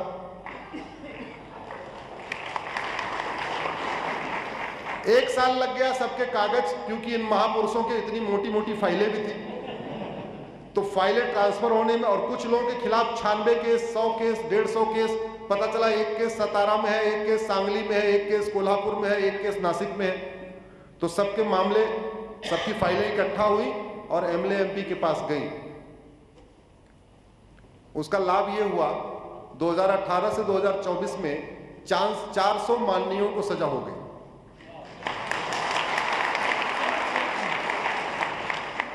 और अब नए वाले चुनाव लड़ने से डरते हैं। क्यों? क्योंकि 40 मुकदमा चल रहा है, वैसे मुकदमा चलेगा 40 साल। अगर वो सांसद या विधायक बन गए तो मुकदमा चले जाएगा एमएलए एमपी कोर्ट में, तो 1 साल में डिसाइड हो जाएगा। 1 साल में डिसाइड हो जाएगा तो 40 केस में 20 में सजा तो हो सकती है, या 10 में तो हो सकती है। तो चुनाव लड़ना अब इस समय फायदेमंद ज्यादा नहीं रह गया है। और अब जागरूकता आ चुकी है। मैं इसलिए जानता हूं, मैं कई सारे लोकसभा कैंडिडेट को जानता हूं जिनका टिकट कंफर्म हो गया, बाद में उन्होंने बोला हम चुनाव नहीं लड़ेंगे। बोले क्यों नहीं लड़ोगे? बोला वो हम जब फॉर्म भरवा रहे थे तो हमारे वकील ने बोला साहब मामला बहुत गंभीर है, आपका केस एमएलए एमपी कोर्ट में चला जाएगा तो ठीक नहीं है, ऐसे केस चलने दो, जब तक केस चलेगा उसके पहले आप ही।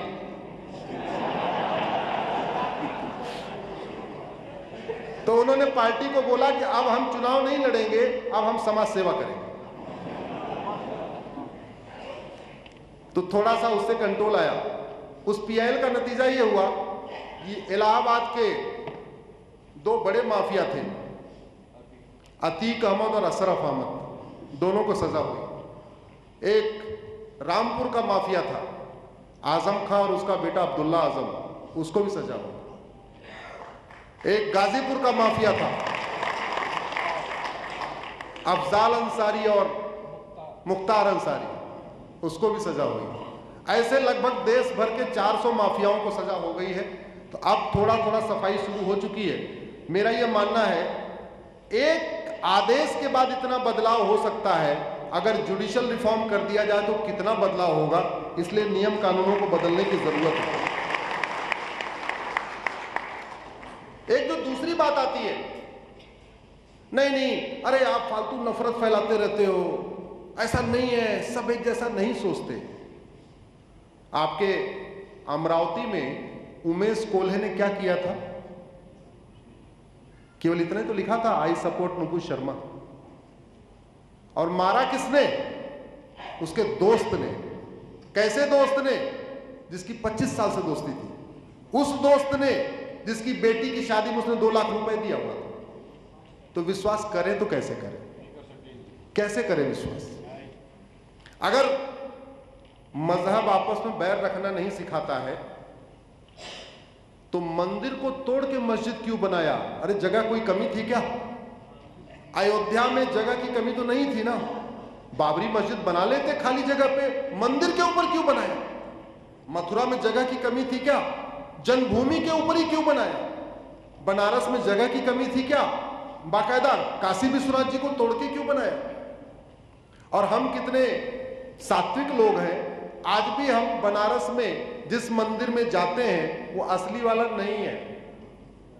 हम जिस शिवलिंग की पूजा करते हैं वो तो रानी अहिल्याबाई होलकर ने स्थापित किया था। जो आदि विशेष मंदिर है वो कहां पड़ा हुआ है? वजू खाने में।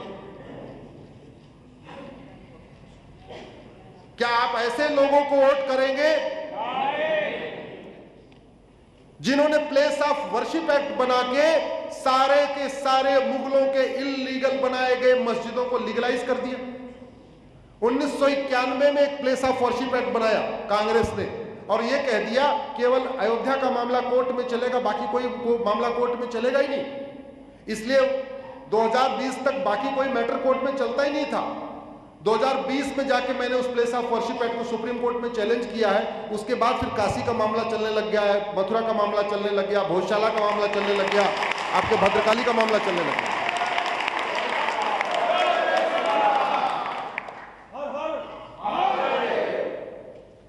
अगर मजहब आपस में बैर रखना नहीं सिखाता है, तो मुर्शीद खान ने हमारे कीर्तेश्वरी मंदिर को क्यों तोड़ा? आप जानते हैं हमारे 51 शक्तिपीठ हैं, 12 ज्योतिर्लिंग है और 51 शक्तिपीठ है। उस 51 शक्तिपीठ में जो पहला शक्तिपीठ है उसका नाम है कीर्तेश्वरी, जहां माता का मुकुट गिरा था। मुर्शीद खान नाम का लुटेरा गया, उसने कीर्तेश्वरी मंदिर को तोड़ा और तोड़ने के बाद उस स्थान का नाम भी कीर्तेश्वरी से मुर्शिदाबाद बना दिया, जो बंगाल में पड़ता है। मुर्शिदाबाद आप सुने होंगे, एक्चुअल उसका नाम कीर्तेश्वरी था। अगर वास्तव में वो केवल सत्ता के लिए आए थे, केवल राज करने आए थे, तो वो मठ मंदिरों को तोड़ते क्यों थे और तोड़ने के बाद स्थानों का नाम क्यों बदल देते थे? मैंने एक पीआईएल फाइल किया सुप्रीम कोर्ट में। मैंने सुप्रीम कोर्ट को बताया कि जिन स्थानों का वर्णन बाइबल में है वो स्थान आज भी उसी नाम से पाए जाते हैं। बाइबल में जो स्थान लिखे हुए उनका नाम बदला नहीं गया। जिन स्थानों का वर्णन कुरान में है वो स्थान बदले नहीं गए, वो उसी नाम से पाए जाते हैं। लेकिन जिन स्थानों का वर्णन हमारे वेद में है, पुराण में है, गीता में है, रामायण में है, वो सारे स्थानों का नाम बदल दिया गया है। और नतीजा ये हो रहा है, अब हमारे बच्चों को सिखाया जाता है कि रामायण और महाभारत एक काल्पनिक घटना है। हमारे बच्चों के पास उसका जवाब नहीं होता। भगवान कृष्ण ने 5 गांव मांगे थे, इतना तो याद होगा ना। अब वो 5 गांव आप भारत के नक्शे पे ढूंढिए, आपको नहीं मिलेंगे। इंद्रप्रस्थ दिल्ली बन गया, पानप्रस्थ पानीपत बन गया, सोनप्रस्थ सोनीपत बन गया, गजप्रस्थ गाजियाबाद बन गया, तिलप्रस्थ फरीदाबाद बन गया। द्रौपदी का नाम क्या है? पांचाली। पांचाली नाम है। अब आपको पांचाल राज्य था ऐसा आपको महाभारत में लिखा हुआ मिलेगा, लेकिन पांचाल आपको भारत के नक्शे में नहीं मिलेगा। क्यों? क्योंकि वहां फर्रुख खान नाम का लुटेरा गया, उसने पांचाल को फर्रुखाबाद बना दिया। तो मैंने माननीय सुप्रीम कोर्ट से कहा कि जब तक ये नाम रिस्टोर नहीं होंगे तब तक हमारी धार्मिक स्वतंत्रता का मतलब क्या? अरे वो मुगल आए चले गए, नाम वाम बदल के, अब तो हम आजाद हो चुके, अब तो हमें कल्चरल फ्रीडम मिलनी चाहिए, अब तो हमें रिलीजियस फ्रीडम मिलनी चाहिए। अब तो ये हमारा राइट टू डिग्निटी का मामला है, हमारे राइट टू रिलीजन का मामला है, हमारे राइट टू कल्चर का मामला है, हमारी राइट टू आइडेंटिटी का मामला। हमारी आइडेंटिटी गायब हो चुकी है। इन्हीं स्थानों से तो हमारी आइडेंटिटी है। जस्टिस जोसेफ साहब थे, केएम जोसेफ, उनकी बेंच में मैटर गया और उन्होंने बोला कि आप देश को उबालना चाहते हैं। मैंने कहा इसमें उबालने की क्या बात है? आपको वैसी दरिंदों से इतना प्यार क्यों है? मैं इसमें हिंदू मुस्लिम नहीं कर रहा हूं, मैं तो ये कह रहा हूं कि जो हम सारे नाम बदलने की भी बात नहीं कर रहे। हम कह रहे हैं हमारे केवल पौराणिक नामों को बदल दो। हमारे बच्चे को कोई कहे कि रामायण महाभारत एक काल्पनिक घटना है तो सीधे जवाब तो दे कि कहां से काल्पनिक है। ये देखो ये स्थान मिलता है। मैंने सुप्रीम कोर्ट के सामने कुछ लिस्ट रखी। मैंने कहा मुर्शीद खान ने कीर्तेश्वरी को, हमारा जो शक्तिपीठ है, उसको मुर्शिदाबाद बना दिया। मिर्जा ने विंध्याचल को, हमारा शक्तिपीठ है विंध्याचल उत्तर प्रदेश में, आप लोग जानते होंगे, उसको उसने मिर्जापुर बना दिया। जौना खान ने जमदग्नीपुरम को जौनपुर बना दिया। परशुराम जी के पिताजी का नाम महर्षि जमदग्नि था। अब महर्षि जमदग्नि जी का जहां आश्रम था उसको जमदग्नीपुरम कहते थे। उसने जौना खान नाम का लुटेरा गया, उसने अटाला मंदिर को तोड़ा, अटाला मस्जिद भी बना दिया और उस स्थान को जौनपुर बना दिया। होशियार खान ने विराट, आप महाभारत में घटना सुनते होंगे कि पांडवों ने पहले वनवास किया फिर अज्ञातवास किया। अज्ञातवास कहां किया था? विराट में किया था। अब विराट आप भारत के नक्शे पे ढूंढते रहिए, मिलेगा नहीं, क्योंकि होशियार खान नाम का लुटेरा गया, उसने विराट को होशियारपुर बना दिया। होशियारपुर मतलब पंजाब। गाजी खान नाम के लुटेरे ने गजप्रस्थ को गाजियाबाद बना दिया। फरीद खान नाम के लुटेरे ने तिलप्रस्थ को फरीदाबाद बना दिया। फरूख खान नाम के लुटेरे ने पंचाल को फरुखाबाद बना दिया। मुराद खान नाम के लुटेरे ने रामगंगानगर को मुरादाबाद बना दिया। बेगू खान ने अजातशत्रुनगर को बेगूसराय बना दिया। शरीफुद्दीन ने नालंदा बिहार को बिहार शरीफ बना दिया। दरभंग खान ने द्वारभंगा को दरभंगा बना दिया। हाजी शमसुद्दीन ने हरपुर को हाजीपुर बना दिया। जमाल खान ने सिंह निजानी को जमालपुर बना दिया। अहमद शाह ने कर्णावती को अहमदाबाद बना दिया। बुरहानपुर ने भगनापुर को बुरहानपुर बना दिया। होशंग शाह ने नर्मदापुरम को होशंगाबाद बना दिया। अहमद शाह ने अंबिकापुर को अहमदनगर बना दिया। ये जो अहमदनगर है, एक्चुअली इसका नाम अंबिकापुर है। अभी उसका नाम क्या रखा गया? अहिल्याबाई। मैं इसका विरोध करता हूं। क्यों विरोध करता हूं? क्योंकि पॉलिटिकल पार्टियां ओरिजिनल नाम को रिस्टोर करने की बजाय पॉपुलर नाम को रिस्टोर करती है। उनको लगता है अच्छा इनके नाम कर दें, ये बहुत पॉपुलर। हमारा ये कहना नहीं, पॉपुलर नाम नहीं, ओरिजिनल नाम चाहिए जो हमारे वेदों में लिखा हुआ है या हमारे पुराणों में लिखा हुआ है या हमारे गीता या रामायण में लिखा हुआ है, वो नाम रिस्टोर करिए जिससे आने वाले टाइम में कोई चैलेंज न कर सके।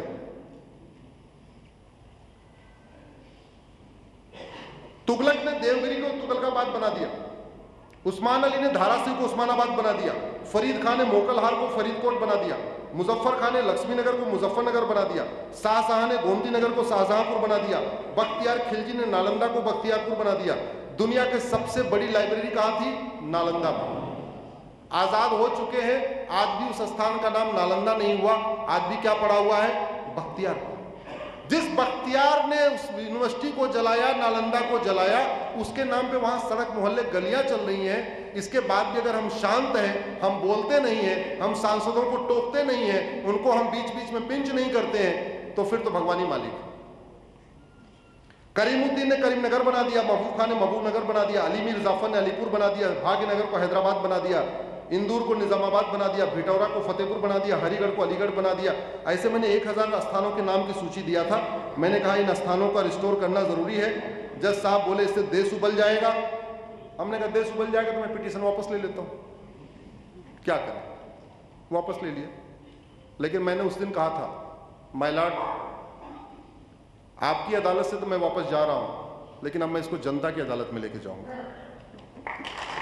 आप अपने जीते जी मैं मुगलों का नामो निशान मिटा के रहूं।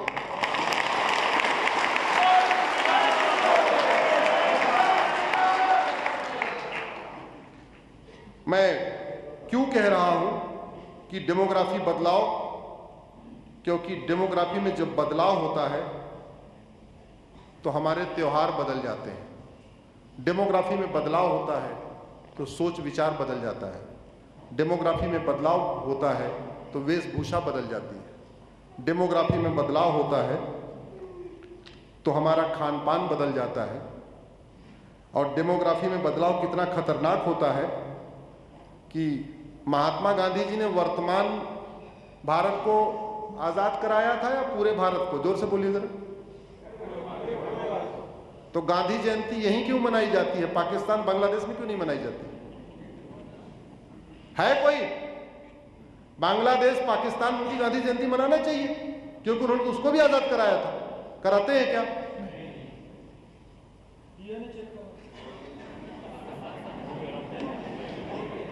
अच्छा बाकी तो छोड़ो, नेहरू जी की भी नहीं मनाते वहां पे। नेहरू जी की भी यही मनाई जाती है। मामला ये केवल डेमोग्राफी का नहीं है, मामला ये डीएनए बदलेगा। जब तक डीएनए बदलेगा तो देश बदलेगा। आज की डेट में भारत में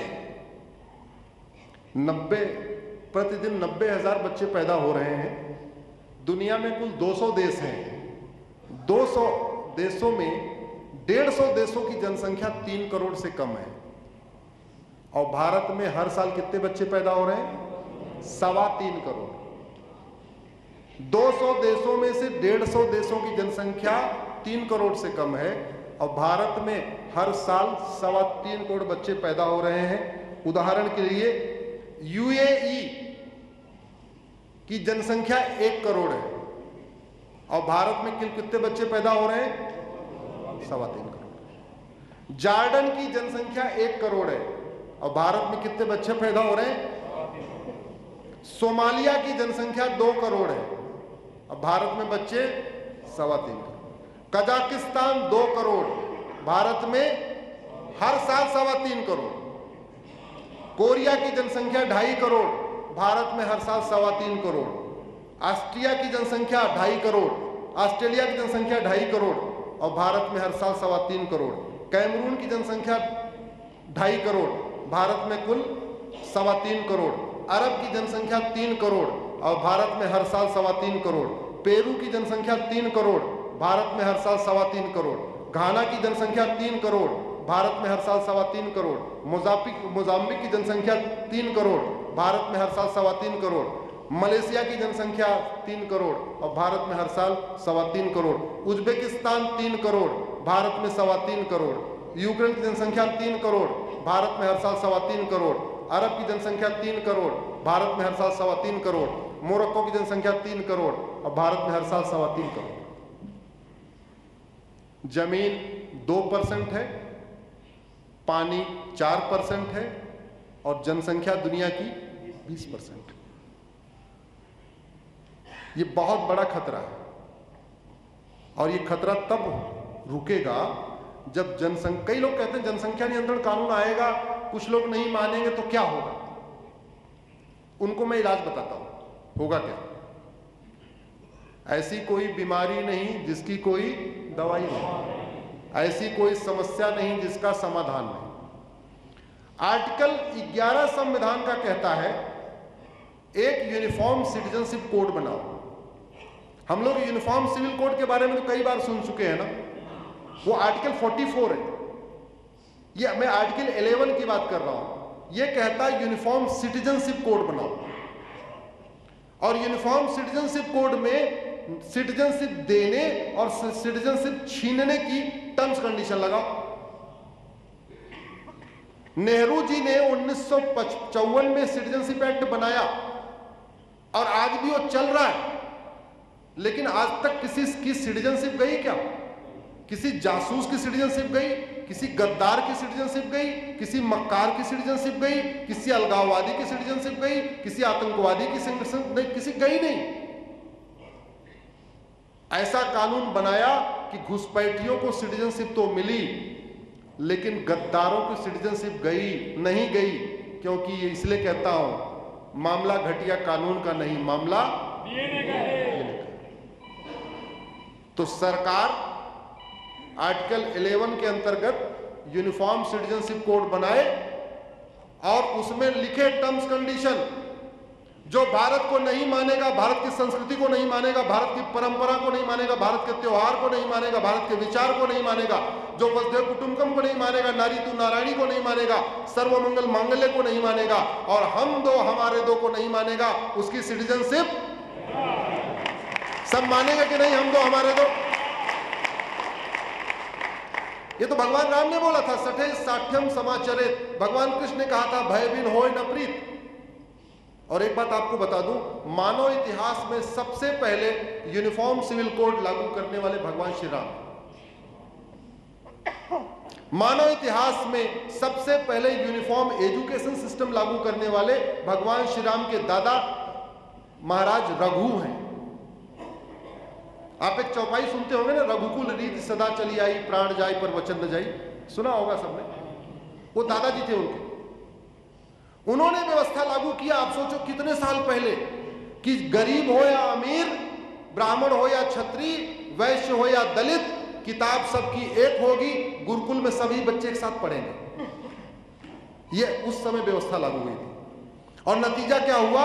राजा दशरथ क्षत्रिय, राज परिवार, राजकुमार और सुमंत केवट के लड़के गरीब, और दशरथ जी और सुमंत ने एक ही साथ एक ही गुरुकुल में पढ़ा और जब दोस्ती हो गई तो दशरथ जी जब राजा बने तो सुमंत को उन्होंने अपना मंत्री बना लिया। कृष्ण और सुदामा, एक गरीब एक अमीर, एक राजा एक रंक, एक स्कूल में पढ़े कि नहीं पढ़े? निषाद राज प्रयाग वाले, भगवान श्री राम अयोध्या वाले एक साथ पढ़े कि नहीं पढ़े? आजकल संघ ने एक प्रकल्प शुरू किया है, 5 पंच परिवर्तन शुरू किया है। उसमें एक महत्वपूर्ण है सामाजिक समरसता। मेरा मानना है कि सामाजिक समरसता स्थापित करने के लिए सबसे आवश्यक है कि समान शिक्षा लागू किया जाए। गरीब हो या अमीर, किताब एक होनी चाहिए।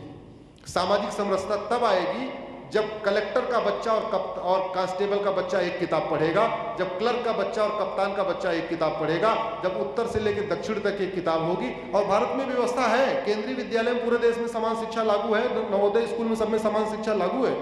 अगर इस देश में एक रेलवे बोर्ड से पूरे देश की रेलवे चल सकती है, तो वन एजुकेशन बोर्ड से पूरे देश के एजुकेशन स्कूल भी चल सकते हैं। इसलिए मैंने PIL फाइल किया है, PIL चल रही है कि भारत में समान शिक्षा लागू किया है। कुछ लोगों का यह कहना है, भाई लेट तो नहीं हो रहा, आप लोग बहुत देर से बैठे हुए हो। अच्छा, सोफे पे बैठने की आदत है, एकदम 90 डिग्री पे बैठे हुए हो।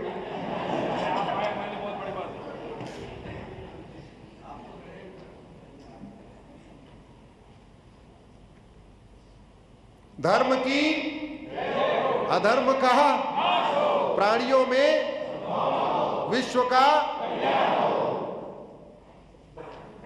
मेरा व्यक्तिगत मानना है कि धर्म की जय करने से अधर्म का नाश नहीं होता, अधर्म का नाश करने से धर्म की जय होती है।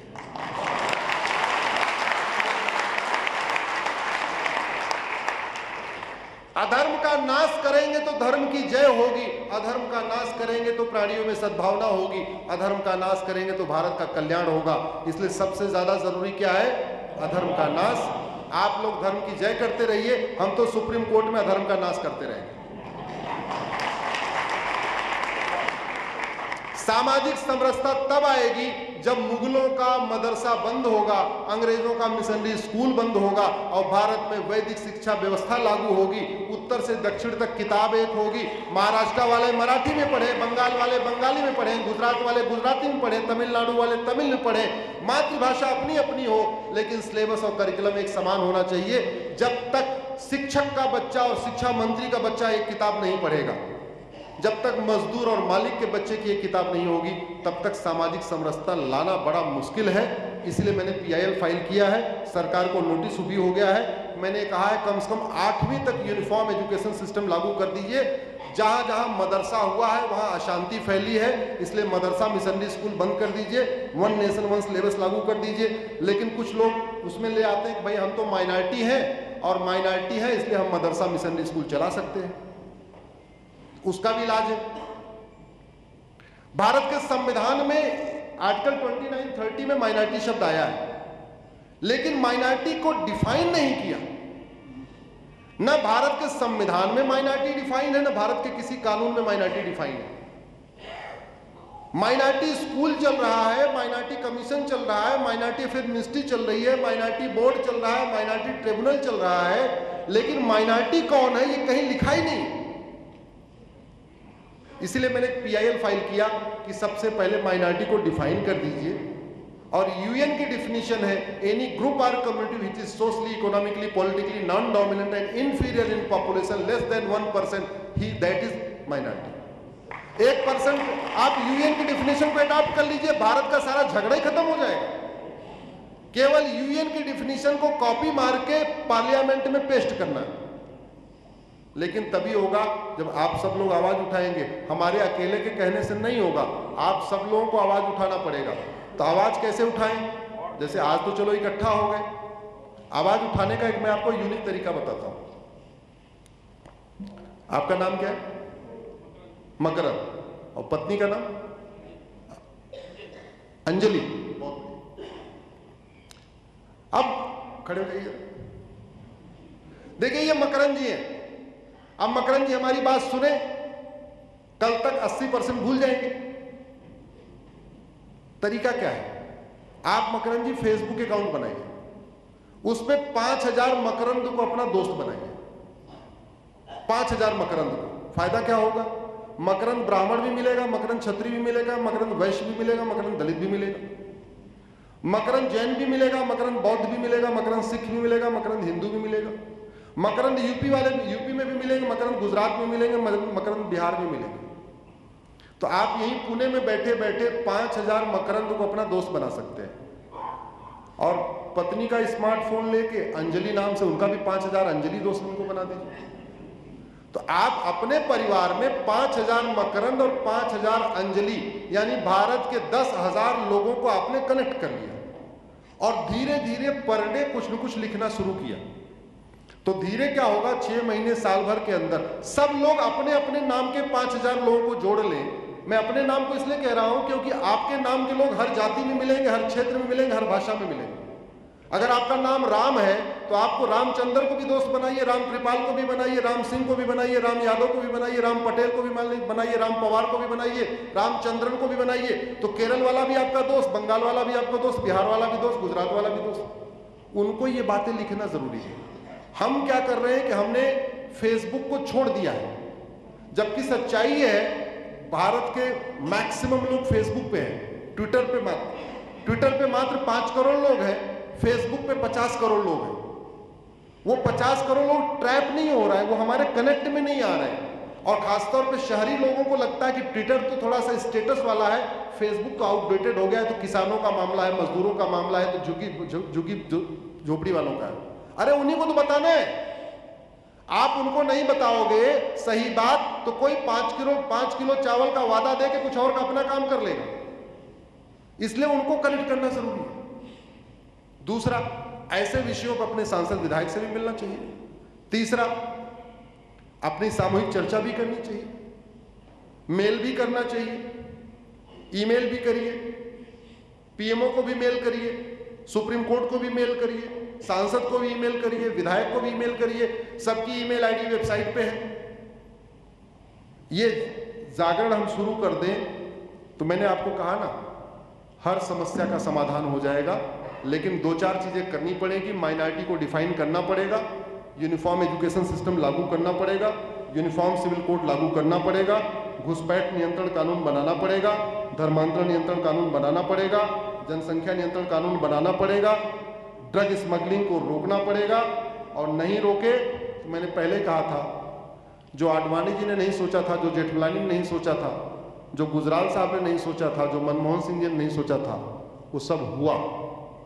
तो आप जो नहीं सोच रहे हैं 20 से 25 साल के बाद हमारे बच्चों के साथ होगा। बांग्लादेश में हो रहा है, पति के सामने पत्नी का बलात्कार हो रहा है, भाई के सामने बहन का बलात्कार हो रहा है। कोई दूर नहीं, क्या पता है कि आज वीडियो आप लोगों के पास भी आया हो। इन चीजों से बचने के लिए जरूरी है कठोर कानून बनाया जाए, सामाजिक जागरूकता भी होनी चाहिए, कानून भी कठोर होना चाहिए। और एक रहेंगे तो और बटेंगे तो बटेंगे तो कटेंगे। तो इसलिए बटना नहीं है तो जोड़ना है। जोड़ने का तरीका मैंने बता दिया। अपने अपने नाम के 5000 लोगों को अपना दोस्त बना लीजिए। धीरे धीरे पूरे भारत में आपके फ्रेंड बन जाएंगे और धीरे धीरे 50 करोड़ लोग हमारे ट्रैप में आ जाएंगे, हम जुड़ जाएंगे। जब जुड़ जाएंगे तो सेफ रहेंगे। इसी के साथ मैं अपनी बात खत्म करता हूं। आप लोग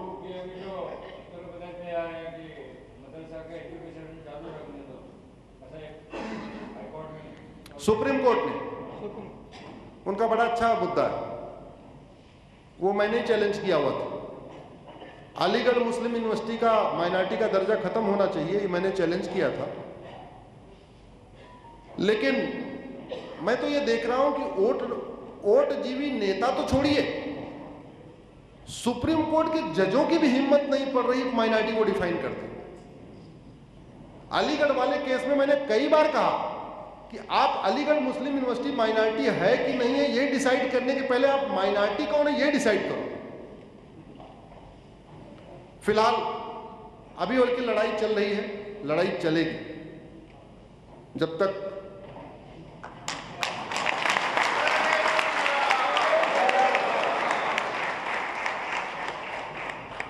आप लोग एक बार खड़े हो जाइए। और जैसे आपने बोला था कांग्रेस ने, अब आपको वामपंथियों का एक नारा बोलना है, हमें चाहिए आजादी। ये वामपंथियों का नारा है, वही वाला बोलना है। मैं आगे आगे बोलूंगा, आप पीछे पीछे बोलिए। गुलामी के नाम से हमें चाहिए आजादी। जोर से बोलिए, दोनों हाथ उठा के। गुलामी के नाम से, गुलामी के निशान से, गुलामी की शिक्षा से, गुलामी के इतिहास से, गुलामी की पुलिस व्यवस्था से, गुलामी की न्यायिक व्यवस्था से, गुलामी टैक्स व्यवस्था से, भ्रष्टाचार अपराध से, नशा तस्करी मानव तस्करी से, लब जिहाद लैंड जिहाद से, मजार दरगाह मस्जिद चर्च दरगाह से, मदरसा मिशनरी स्कूलों से, जिहादियों के धर्मांतरण से,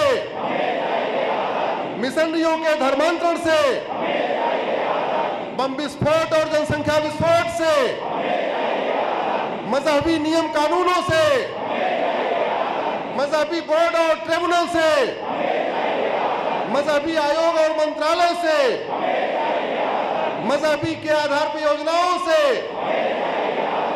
बोलिए भारत माता की, भारत माता की, भारत माता की। मैं बोलूंगा एक देश एक विधान, आप बोलेंगे मांग रहा है हिंदुस्तान। 3 बार बोलना, एक देश एक विधान, एक देश एक विधान, एक देश एक विधान। बहुत बहुत धन्यवाद, बहुत बहुत आभार।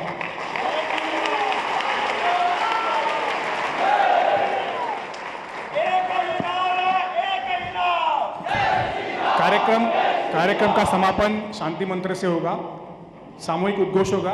मैं शुरुआत करके देता हूँ। सर्वे भवन्तु सुखिनः, सर्वे सन्तु निरामया, सर्वे भद्राणि पश्यन्तु, मा कश्चित् दुःखभाग् भवेत्।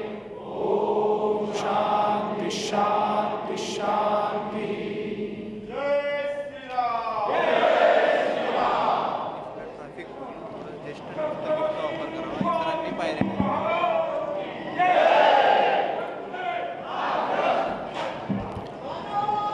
ज्येष्ठांनी लिफ्टचा वापर करावा आणि थोडंसं सगळ्यांना जाण्यासाठी सहकार्य करावं।